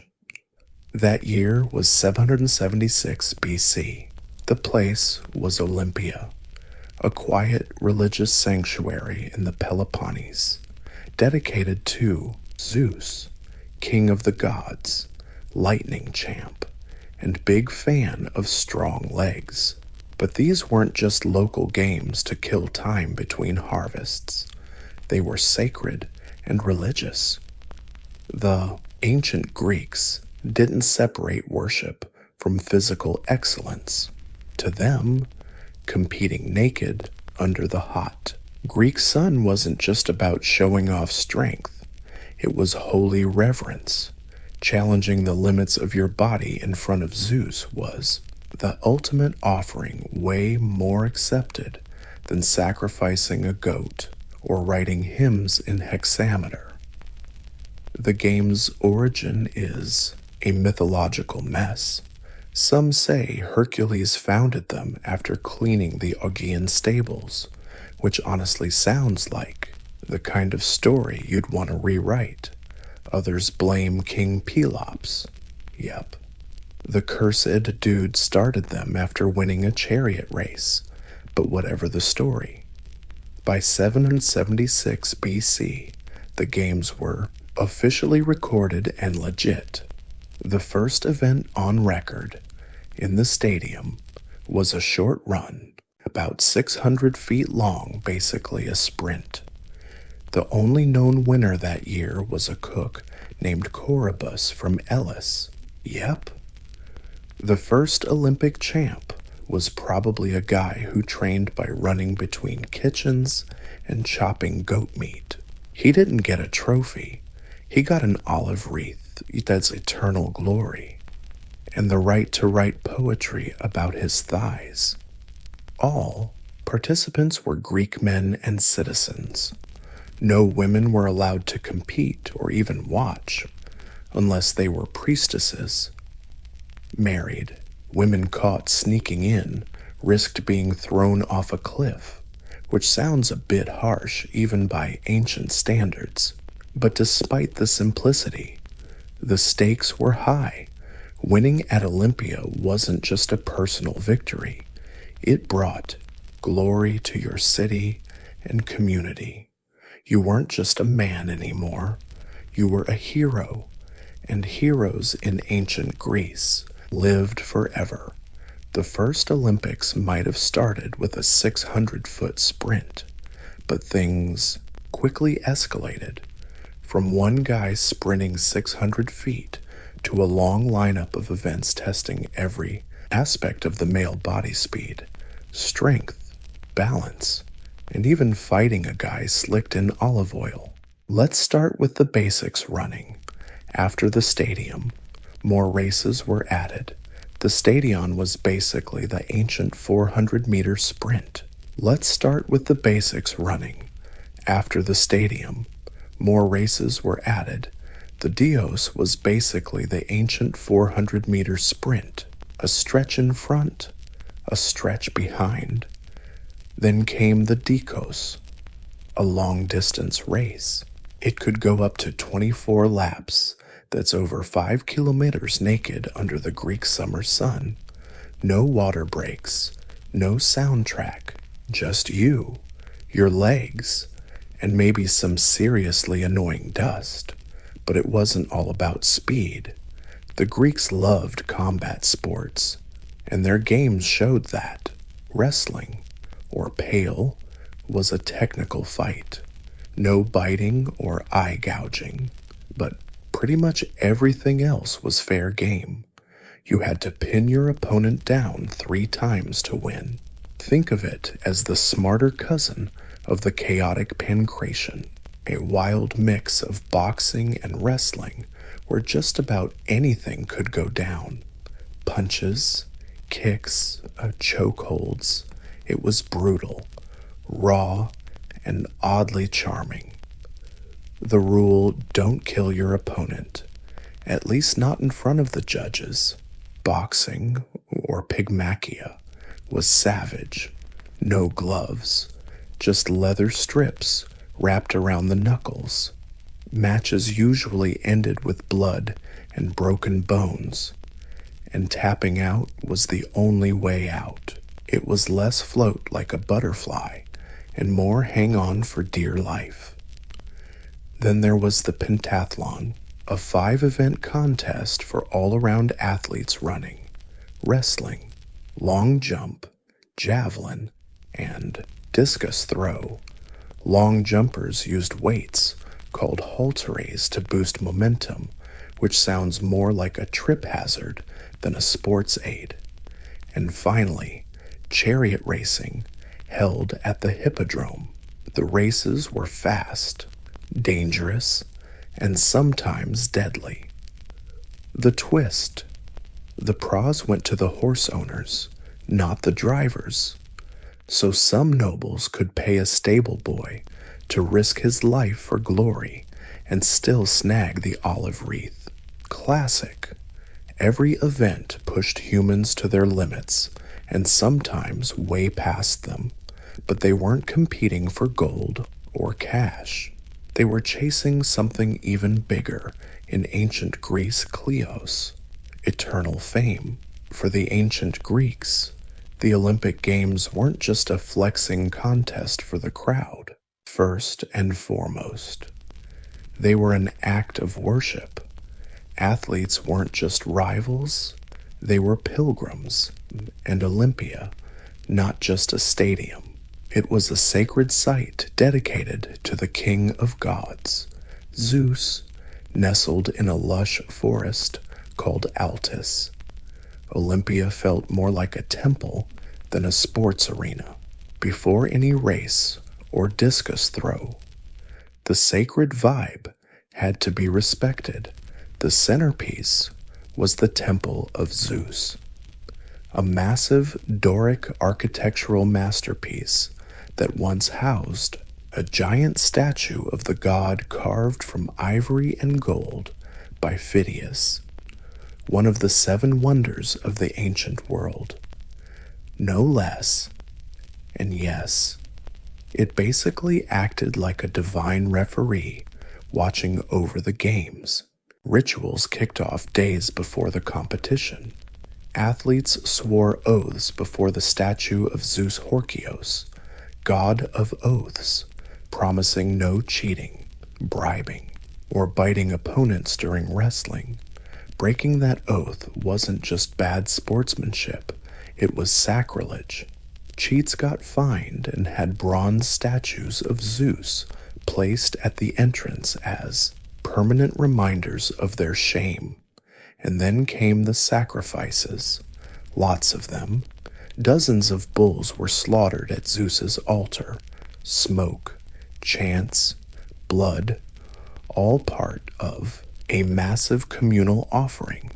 The meat was cooked and shared with the crowd and priests, turning the games into a holy barbecue of epic proportions. Fire was the ceremony's heart. A sacred flame was said to be lit by sunlight at Hestia's altar. This tradition inspired the modern Olympic flame, though luckily without the animal sacrifices. Spectators, athletes, judges, they weren't just here for sports. They came to renew their religion, hoping to witness divine favor through human excellence, the air thick with incense and anticipation. Winning meant Zeus himself smiled on you. Losing meant maybe you just didn't pray hard enough.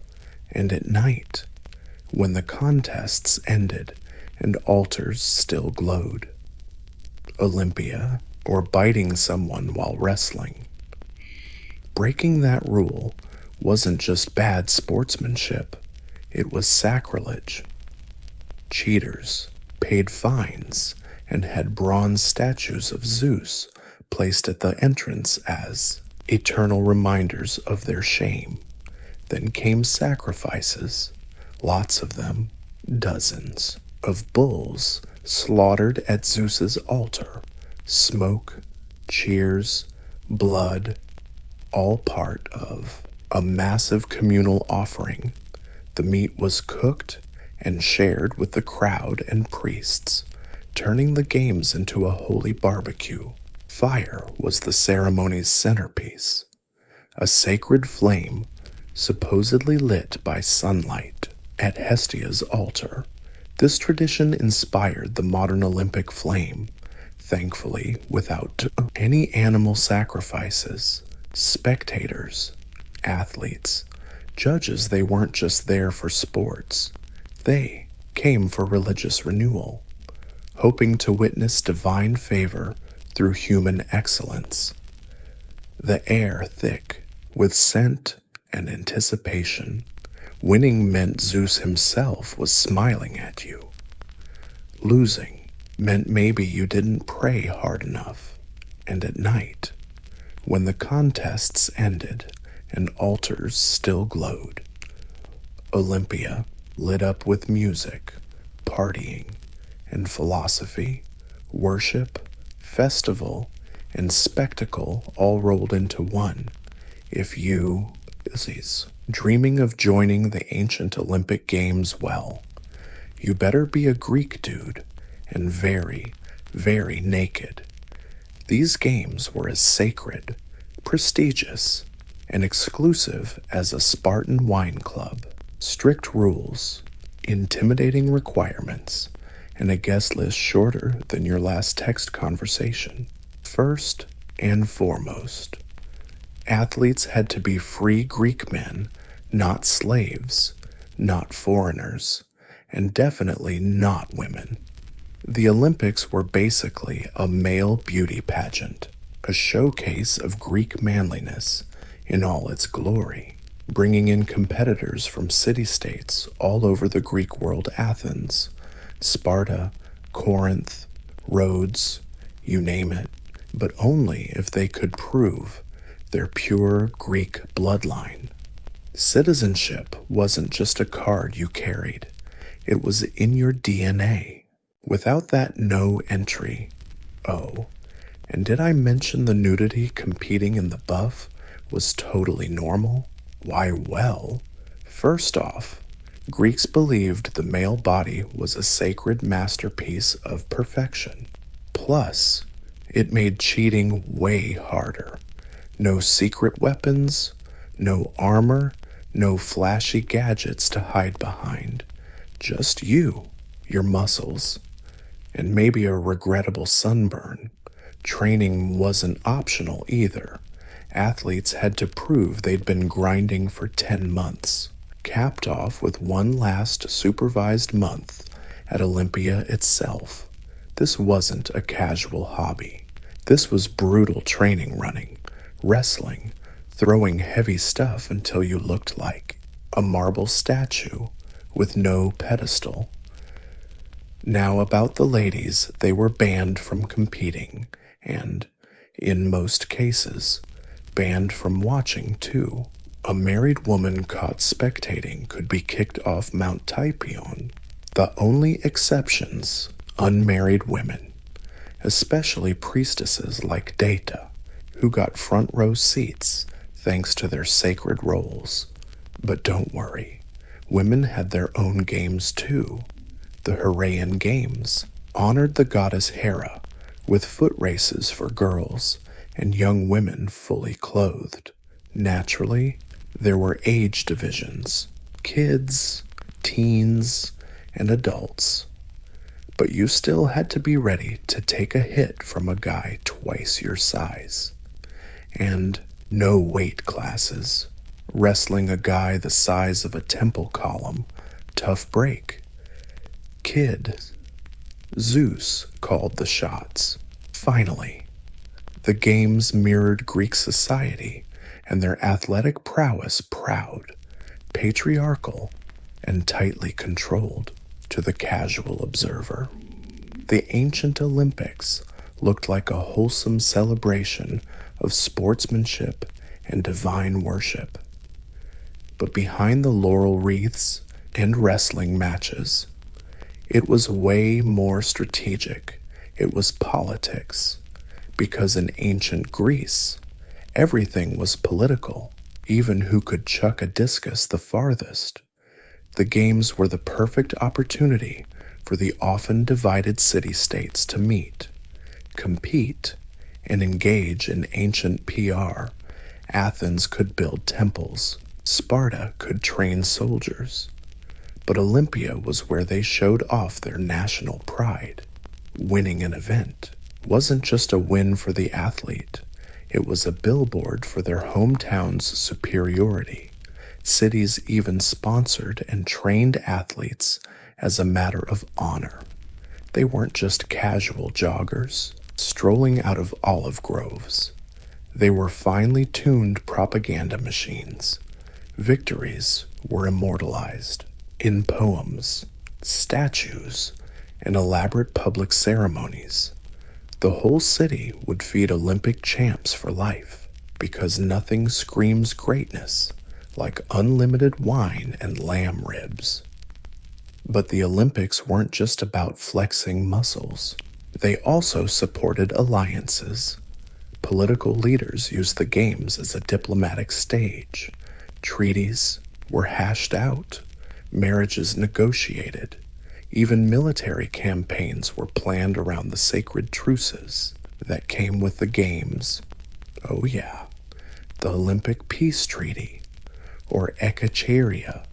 It was an official deal where all Greek states agreed to pause conflicts during the games, so athletes and spectators could travel safely to Olympia. In theory, it was Pan-Hellenic peacetime. In reality, it was more of a polite suggestion. Some wars paused. Others ignored the memo. Sparta, of course, got banned at least once for being too war-happy. And then came the Olympic truce, or a.k.a. This was an official deal where all Greek states agreed to drop their beef during the games so athletes and fans could safely travel to Olympia. Theoretically, it was Pan-Hellenic peacetime. In reality, just a polite suggestion. Some wars paused. Others just ignored the memo. Sparta, of course, got banned at least once for being too much of a warmonger. The monuments and grand openings at Olympia were political flexes too. Cities that won or got rich built treasuries or statues to brag about their success. This sanctuary turned into an ancient leaderboard, a real marble arms race. Even cheating had political consequences.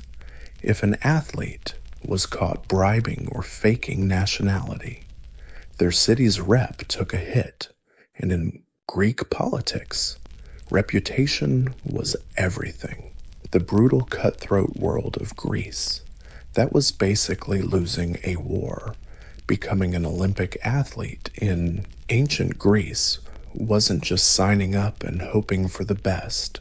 It was a lifelong brutal commitment, part devotion, part self-denial, and a surprising amount of sand in your sports gear. You didn't just show up at Olympia ready to run. You had to prove you were ready, and even before hitting the track, you had to endure months of brutal prep. Athletes trained at the gymnasium, a Greek spot that was part gym, part temple, and part philosophy class. Gymnasium literally means place to get naked, which tells you everything you need to know. Training was done nude, not to shock, but because Greeks believed the human form contained divine power, every city had its own gym. But real Olympic hopefuls went to Elis, the city running the games. There, under watchful eyes of officials and coaches, they faced a mandatory 30-day boot camp. Before the Olympics, no distractions, no booze, no excuses, just endless training and a diet that would make modern athletes cry. Barley bread, figs, cheese, and plenty of olive oil rubbed on the body, not eaten. The trainers, called paidatribai, were no softies. They pushed athletes through wrestling, sprints, javelin, and strength drills. Greeks had zero patience for slackers. If you couldn't keep up, you were out, and they really meant it. Judges booted contestants before the games even started if they didn't meet physical standards. Discipline was everything. No gym memberships, no protein shakes, and definitely no fans cheering you on. On Instagram, just grind. Ancient athletes endured brutal heat, strict diets, and endless repetition, all for a fleeting moment of glory, and maybe a lifetime of free food if they won. But it wasn't just about the body. An ideal athlete was also expected to have a sharp mind. The gym was a classroom where future champs debated philosophy, ethics, and the meaning of excellence in all things. Competing at Olympia was about chasing perfection, not just winning, not just strength, but becoming something close to a god. The sun rises over the peak of Olympia, the air thick with scent, sweat, and anticipation for 5 days. This sacred sanctuary becomes the center of the Greek world. Pilgrims, poets, merchants, politicians, and pickpockets all crowd to witness. The spectacle today is no ordinary day. Today, the gods are watching. The opening parade is a mix of ritual and showmanship. Shirtless athletes, slick with olive oil, march in formation. The crowd cheers. Cities wave banners, and the judges, called Hellenodikai, glare like they're thinking, "We'll kick you out for a silly blink." The crowd is massive. Tens of thousands squeeze into the stadium, sitting on rock or dirt, shaded only by a few olive trees and a strategically placed sun hat. No tickets, no assigned seats, and definitely no decent bathrooms yet. It's noisy. Lots of cheers, rival taunts, street vendors hawking wine and honey cakes, and philosophers griping about moral decay. Then the horns blare. The events begin. Runners take off without a starting gun. Just a loud shout and the tension of thousands of eyes on them. Wrestlers grapple on sand, slipping on oil and throwing up dust. Chariots race dangerously tight turns on the hippodrome, where crashes sometimes fatal. Cheers and jeers. Street vendors hawking wine and honey cakes, and philosophers whining about moral decay. Then the trumpet blares. The event kicks off. Runners start sprinting. Without a starter pistol, just a loud shout and the pressure of thousands of staring eyes. Wrestlers grapple on sand, slipping on oil and kicking up dust. Chariot races zip dangerously around tight turns on the hippodrome, where crashes were common and sometimes deadly. And pancration, that's where things got primal, choking, twisting limbs, punching, kicking all under Zeus's watchful eye. The winner got crowned right after the event with an olive wreath from the sacred Olympia tree. No medals, no podium, just a leafy crown and the crowd's roar. But that glory eternal. Winners were hailed as war heroes back home, their names carved into history, into stone, their portraits chiseled in marble, and if you were lucky, a poet like Pindar would immortalize your epic feats in long, dramatic, and heartfelt verses. All the while, the gods were still watching, sacrifices were made, bulls were slaughtered. Thanks, gods, because every jump, throw, and sprint wasn't just for fame, it was a devotion, a prayer made with strength and courage. The games ended. Dust settled. The crowd packed up their stuff and headed home, but for the few crowned with olive wreaths, life was never the same again. In ancient Greece, an Olympic win wasn't just a sports achievement, it was a total life upgrade. Winning at Olympia meant you didn't just beat the other guys, you pleased the gods, and that divine favor came with some pretty sweet perks. Winners returned home as heroes, statues were erected in their honor, poets sang them in flowery verses that could outshine Aphrodite's garden. Some cities gave their champions front row seats at public events. Others threw in free lifetime meals, way better than any medal, especially back when dinner wasn't guaranteed. Wealthy sponsors lined up to back you, families arranged, better marriage prospects. Kids learned your name in school, and if you hailed from a small town, you might even find your face stamped on local coins, your abs carved on bronze. But with fame came expectations. Olympic winners weren't allowed to fade into oblivion. They became symbols, living proof of a city's greatness. Some were sent on diplomatic missions, others recruited as generals. Their bodies earned glory, and now their names had to carry it. Of course, not everyone handled the spotlight well. Some athletes got cocky. One guy even tried to dedicate a statue to himself and the gods, but the locals quietly edited the inscription. Others tried cheating in later games, thinking fame would protect them. Spoiler alert, it didn't. Those caught bribing opponents or lying about citizenship got fined, humiliated, and sometimes erased from the records. But for the few honest ones, the reward was kleos, immortal fame.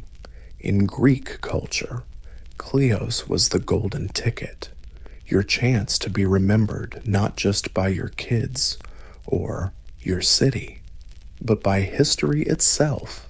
Die young, and your name lives forever.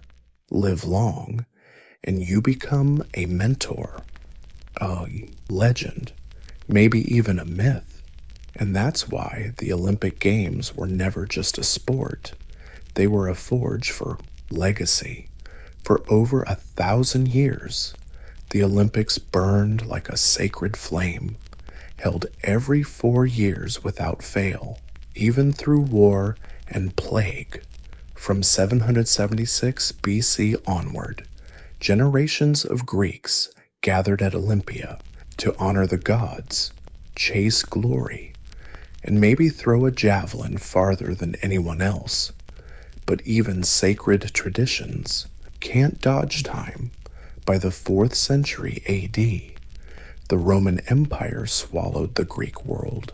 The games still carried on under Roman rule, but the original religious meaning started to fade. Romans loved the spectacle, gladiators, chariot races, and bloody public sports.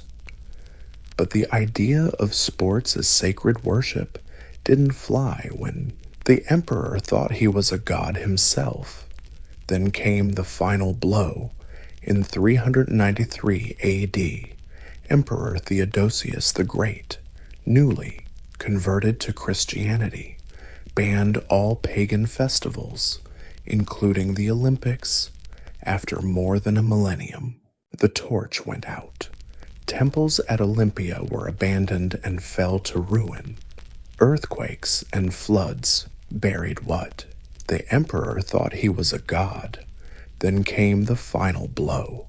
In 393 AD, Emperor Theodosius the Great, newly converted to Christianity, banned all pagan festivals, including the Olympics. After more than a millennium, the flame went out. Temples at Olympia were abandoned and crumbled. Earthquakes and floods buried what was once the heart of the Greek world. Silence fell over the sanctuary. For centuries, the games lived only in legend, their stories passed down in ancient texts admired by scholars but dismissed as relics of a lost world until the 19th century, when that old fire reignited, inspired by ancient Greek spirit and a newfound obsession with antiquities. A Frenchman named Baron Pierre de Coubertin decided it was time to bring the games back, not as some, but as a modern international competition. And in 1896, the modern Olympic Games were born in Athens, right where it all began. Today's games are bigger, louder, and come with way more costumes, but they still carry the original vibe, a 4-year cycle. The sacred torch lit at Olympia. Ideals of excellence, honor, unity, and chasing something bigger than just winning immortality through achievement. From naked runners on dusty fields to gymnasts on TV and synchronized swimming, the Olympic journey has never been a straight line, but it's always been human, messy, glorious, and ever-evolving.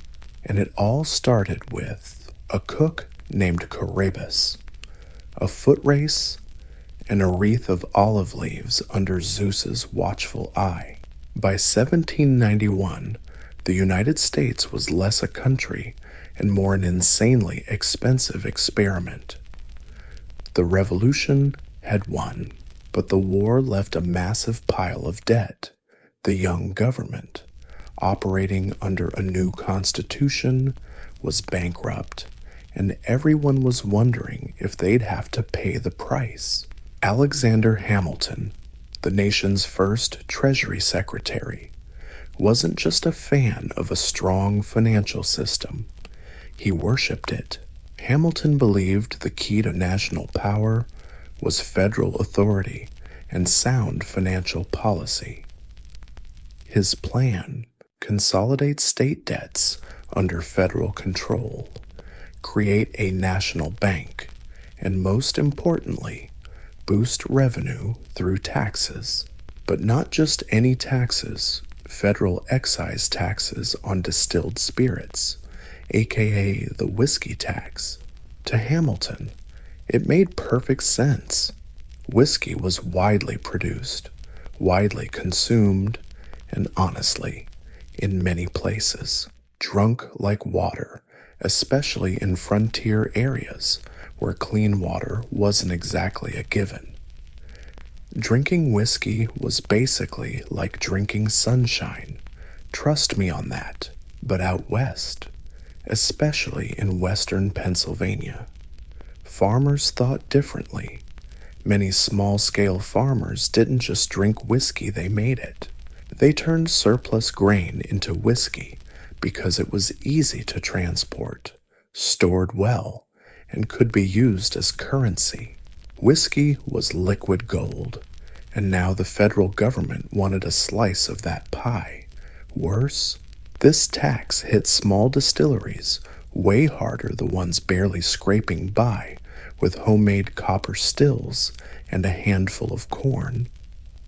The big producers could pay a flat fee, but the little guys, they had to pay per gallon, which was like a penalty for every bottle. For these men, this wasn't just a tax, it was betrayal. The revolution blew up over taxes without representation, and now here was some distant government in Philadelphia telling them how to run their stills. Some called it tyranny, others called it oppression. The seeds of rebellion weren't sown in Congress halls, but in log cabins and taverns far from the capital, where folks turned frustration into defiance and whiskey. To get why Western farmers opposed the whiskey tax, you've got to get the frontier mindset. Life west of the Alleghenies wasn't just tough, it was basically medieval, muddy roads, news taking weeks to arrive, and the government was just a rumor from some far-off land called Philadelphia. Whiskey sitting in the warehouse wasn't just a hobby, it was survival. Whiskey wasn't just a drink, it was currency, a commodity, and a cultural cornerstone. A gallon of corn whiskey could buy nails, pay wages, or trade for a pig. Taxing it was like taxing breath itself and the federal excise tax. It hit small producers hardest, those who couldn't afford the flat fees big distillers paid. Tale of frustration turned into challenge in whiskey. To understand why Western farmers opposed the whiskey tax, you have to get inside the frontier mindset. Life west of the Alleghenies wasn't just hard, it was medieval, muddy roads, news taking weeks to arrive, and the government. Just a rumor from a faraway land called Philadelphia. Whiskey wasn't just a hobby in the stills, it was survival. Whiskey wasn't merely a drink, it was currency, a commodity, and a cultural cornerstone. A gallon of corn whiskey could buy nails, pay wages, or trade for a pig. Taxing it was like taxing your breath and the federal excise all at once. It hit small producers hardest, those who couldn't afford the flat fees big distillers paid. Instead, they had to pay by the gallon down to the very last drop. So the farmers rebelled not with paperwork, but with pitchforks and muskets. At first, it was quiet civil disobedience. Tax collectors were ignored, forms went unfiled, but then came the threats. Officials trying to enforce the tax faced serious pushback, fierce criticism, and angry mobs. Out in western Pennsylvania, resistance got especially intense. Tax collectors were harassed, threatened, or straight up attacked. One poor guy was stripped, whipped, and left in the woods with feathers stuck in his hair. A bold fashion statement with a clear message. Go home. Federal courts issued subpoenas. Nobody showed up. Police tried to serve them. Locals just chased them off. By 1793, this wasn't just a protest anymore. Public defiance was spreading across counties like spilled whiskey. What made it worse? Most of these folks had fought in the Revolution. They'd spilled blood for independence, and now they were being taxed by a federal government that looked a heck of a lot like the monarchy they'd just kicked to the curb. Did we just do all that for this was the silent, sometimes shouted sentiment? To them, Hamilton's whiskey tax proved the government didn't represent them. They watched Eastern elites skim money while the frontier paid the price. The whiskey tax wasn't just unpopular, it was the symbol of all their fears about centralized power. Meanwhile, the government watched with growing concern. What started as law-breaking now looked more like a full-blown rebellion. By 1794, what began as scattered challenges had grown into something way more serious. Organized, armed, and determined, Western Pennsylvania wasn't just protesting the whiskey tax anymore. It was actively challenging federal authority. The conflict climaxed in July 1794 when a U.S. Marshal named David Lennox and tax inspector John Neville, a wealthy ex-general and one of the few brave or stubborn enough to try collecting taxes, found themselves in the crosshairs of the rebels. Neville fortified his mansion, Bower Hill, outside Pittsburgh, preparing for trouble. Trouble actually came in the form of hundreds of armed men. The clash kicked off when rebels demanded Neville and all tax records be handed over. He said no. Shots rang out. By the next day, a fierce gunfight broke out. Government troops, tax opponents, and locals exchanged musket fire. Neville's house was eventually burned down, and 2 people died. The message was crystal clear. The frontier wasn't messing around. In the days that followed, resistance turned into mobilization. An armed militia of nearly 7,000 men formed around Pittsburgh, calling themselves Liberty Defenders and echoing the rhetoric of 1776. They began holding meetings, passing resolutions, and talking independence. This time not from Britain, but from the eastern U.S. Federal officials fled. Tax offices shut down.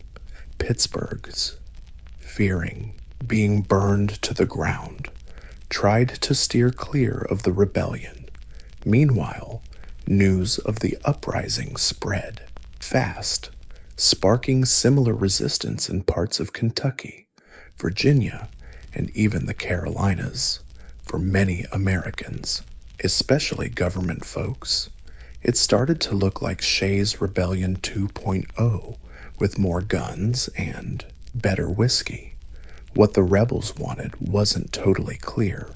Some called for the tax to be repealed, others pushed for Western independence, and a few even floated the idea of a new America west of the mountains.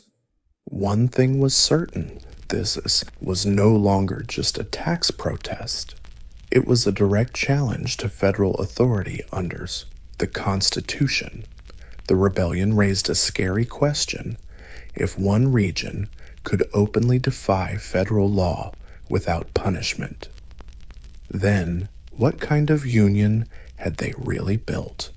By fall 1794, the Whiskey Rebellion had morphed from a local riot into a direct threat to constitutional authority. In the East, elites feared the collapse of federal power. Out west, rebels talked like revolutionaries.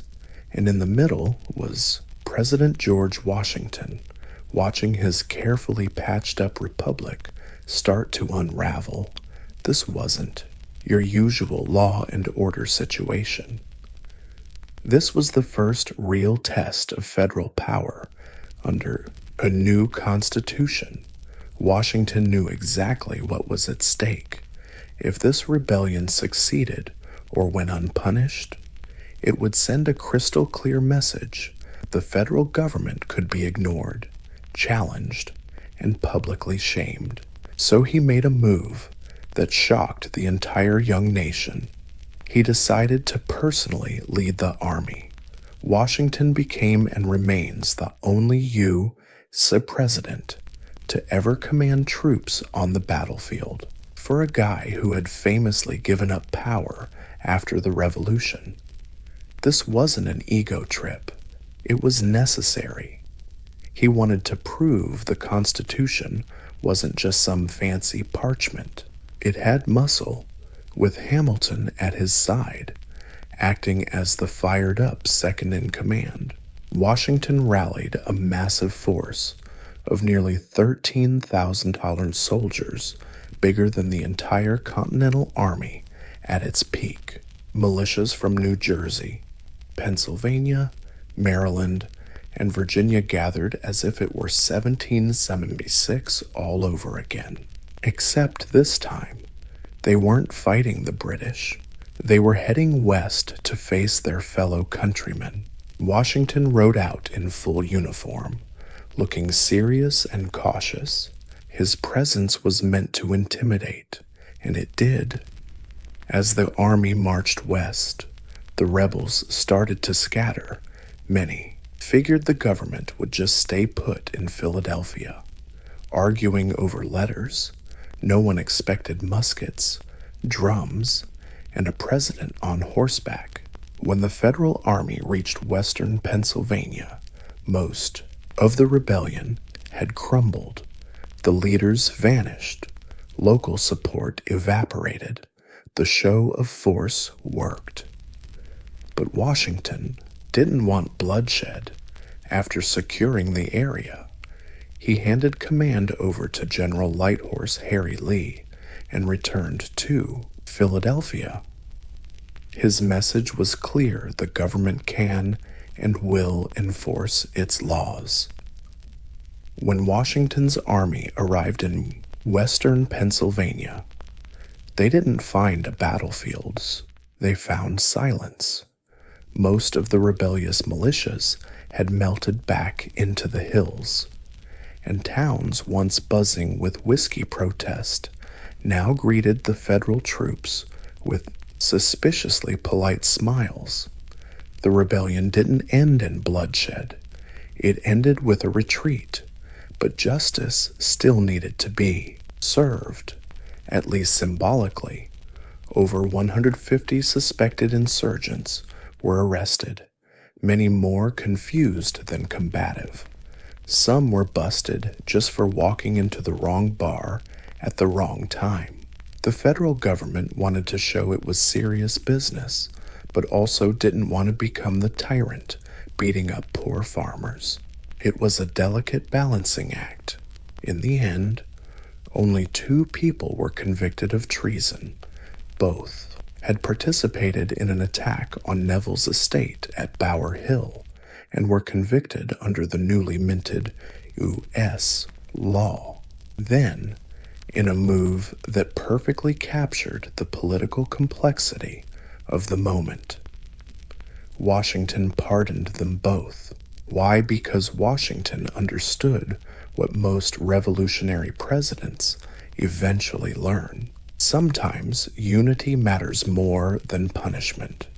He made one thing clear: the law was upheld, the constitutions stood strong.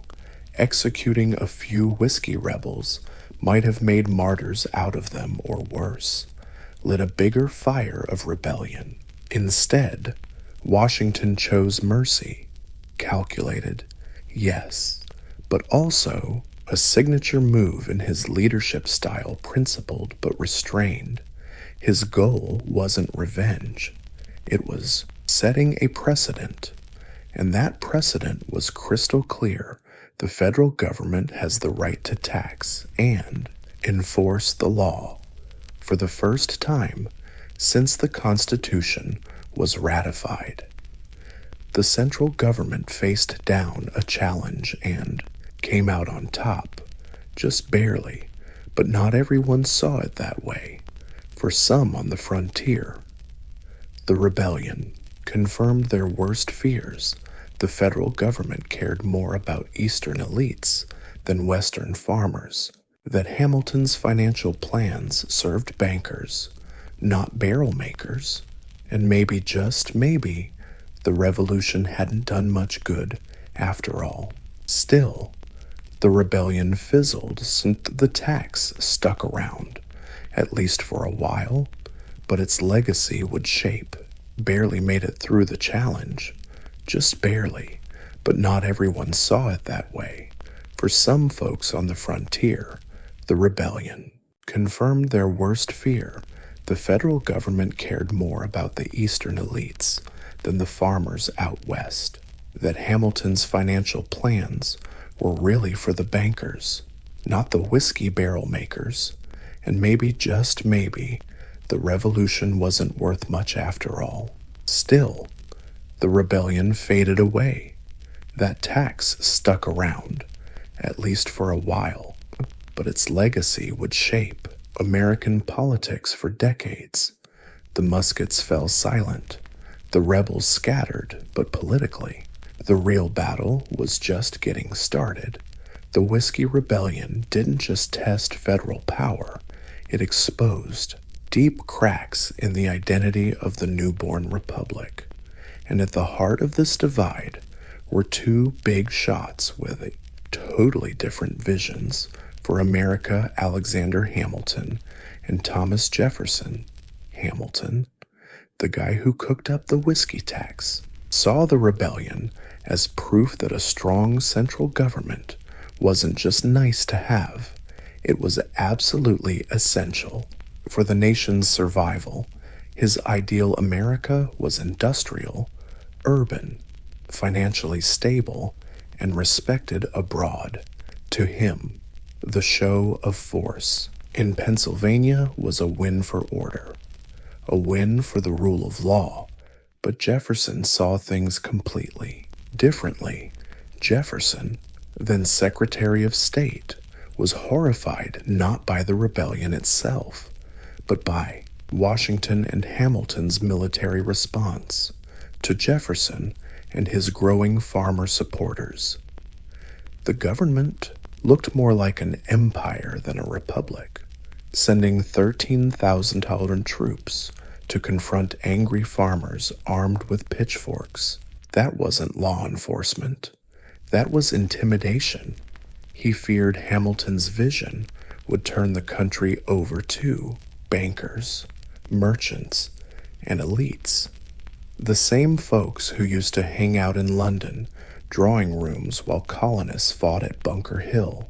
Jefferson's America was rural, decentralized, and rooted in the virtues of independent farmers. The Whiskey Rebellion became a political weapon. Jefferson and James Madison started organizing protests against Hamilton's federal policies. Their movement, later called the Democratic-Republican Party, saw themselves as defenders of liberty, the Constitution, and the common man. Meanwhile, the Federalists saw Jefferson's crew as mob-loving radicals turning America into revolutionary France during the Terror. In other words, the rebellion exposed simmering tensions. America's first political parties had drawn clear battle lines. Newspapers took sides. The whiskey tax debate became a symbol of the bigger fight between centralized power and local autonomy, between elite control and popular resistance. So even though the rebellion was crushed militarily, it lived on politically. It was a story both sides retold in very different ways. The Whiskey Rebellion might have lost on the battlefield, but in politics, it lit a slow-burning fire for generations. It was no longer just about whiskey or taxes. It became a symbol, and like all symbols, people used it, however suited their agenda. For Federalists, the rebellion proved the new Constitution worked, unlike the chaos under the Articles of Confederation, where rebellions went unchecked and the government barely had a dime. This time was different. The law was challenged and the law responded. The peaceful disbanding of rebels, orderly trials, and presidential pardons painted a picture of a mature, responsible government, power restrained, not abused, but to the Democratic Republicans, it was all hypocrisy. The revolution started over taxation without representation, and now the Eastern elite-dominated federal government was sending troops over the Appalachians to crush poor farmers' protests. Felt more like an occupation than unity. To them, the rebellion symbolized a government that had forgotten its roots. This ideological battle spilled into the public arena. Newspapers published fiery editorials. Political clubs debated the meaning of freedom. Was the rebellion a dangerous echo of mob rule, or a desperate cry for justice from society's margins? Even the word rebellion became controversial. Federalists insisted it was treason. Democratic Republicans called it civil disobedience. Over time, the events of 1794 shifted from what happened to what it all meant. And overarching, all of it was the Constitution. The Whiskey Rebellion was the first real test of the federal government's new legal framework against genuine resistance, and it passed. This proved the balance of power between federal and state governments. This wasn't just theory. It could actually be enforced, but it also highlighted a fact the founders couldn't ignore. Not everyone experienced the Constitution the same way. For the Philly elite, it was protection. For the farmers out in western Pennsylvania, it was an invasion. After the smoke cleared and Washington's troops marched home, the frontier went back to the usual grind hard work, brutal weather, and strong booze. The rebellion was officially over, but the echoes didn't disappear overnight, and neither did the anger, even though the federal government made its position clear. Enforcing the whiskey tax was still a mess. Tax collectors were still dodging. Western districts, revenue was low in some places. The tax was completely ignored. The law existed only on paper, not in practice, and there's the irony. After all the drama, all the military posturing, and grand speeches about national power, the whiskey tax barely worked. Even Alexander Hamilton, the mastermind behind it, started realizing it wasn't worth the hassle. It sparked fierce political backlash, helped create an opposition party, and stirred up anti-federalist feelings that haunted Federalists for years, all over a tax that didn't bring in much revenue, not exactly a win. Meanwhile, public opinion was shifting. The frontier wasn't just some backward outpost. It was growing fast. More settlers were heading west. The idea of a central government taxing frontier livelihoods started to feel more like a grudge than governance. When Thomas Jefferson won the presidency in 1800, marking the first peaceful transfer of power between rival political parties, he brought a very different philosophy. While Hamilton wanted to build federal power, Jefferson wanted to dial back government interference, especially for small farmers. One of his first acts as president was to repeal the whiskey tax. By 1802, it was gone, just like that. The controversial tax that sparked a rebellion, shaped early political identity, and dragged George Washington into battle, quietly disappeared with a few pen strokes. No riots, no gunfire, just a quiet admission that sometimes power isn't worth fighting for. The law was enforced, sure, but the people also spoke up, and with all its symbolism, the whiskey tax ultimately showed how fragile federal power can be when it ignores the lives of those on the fringe. In the final chapter, we'll reflect on the lasting legacy of the Whiskey Rebellion and how it still echoes in today's debates about government power and protests. The muskets have long gone silent, barrels empty, the tax repealed. But the rebellion's legacy lives on, as old as the very liquor that sparked it. At first glance, it looks like a footnote in the long story of the First Republic, a regional dispute, failed attacks, a brief armed protest. But look closer, and you'll see a moment that sums up a deep national dilemma. Who holds power, and how far will people go to fight it?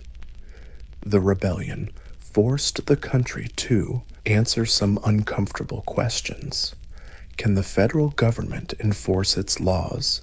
Yes, but does doing so risk breaking the unity it wants to preserve? Also, yes. It highlights the delicate balance between law and liberty, showing that a republic isn't just words on paper. It works because of awareness, participation, and trust. Washington's decision to keep fighting alongside the army wasn't just a flex.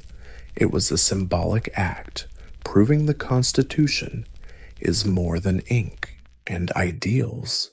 But Jefferson's later repeal of the tax revealed the flip side of the issue. The federal government also has to listen, not just lead. The tension between enforcement and empathy is the essence of American politics. Over time, the Whiskey Rebellion became a classic example of enforcement and empathy. That's the essence of American politics. Over time, the Whiskey Rebellion became the go-to example of governance. Scholars cite it when debating federal power, limits of protest, or the birth of American political parties, plus modern fights over taxes, rural voting rights, and federal overreach. They retell the story like it's an old, familiar tune. Even culturally, the rebellion still echoes. It's the only time a sitting U.S. president led troops on the battlefield. It sparked political movements and changed the national conversation. It pushed the limits of dissent in a baby democracy. And believe it or not, the rebellion wasn't really about whiskey. The real issue: who gets heard when the government makes decisions that mess with your daily life? Today, the story of the Whiskey Rebellion is both a warning and a reminder that even in a democracy, laws need to be legit and power has to be handled with care. The line between managing and provoking is razor thin. Sometimes it's just in a glass of corn mash. History might age the whiskey, but the rebellion, it's still hanging around,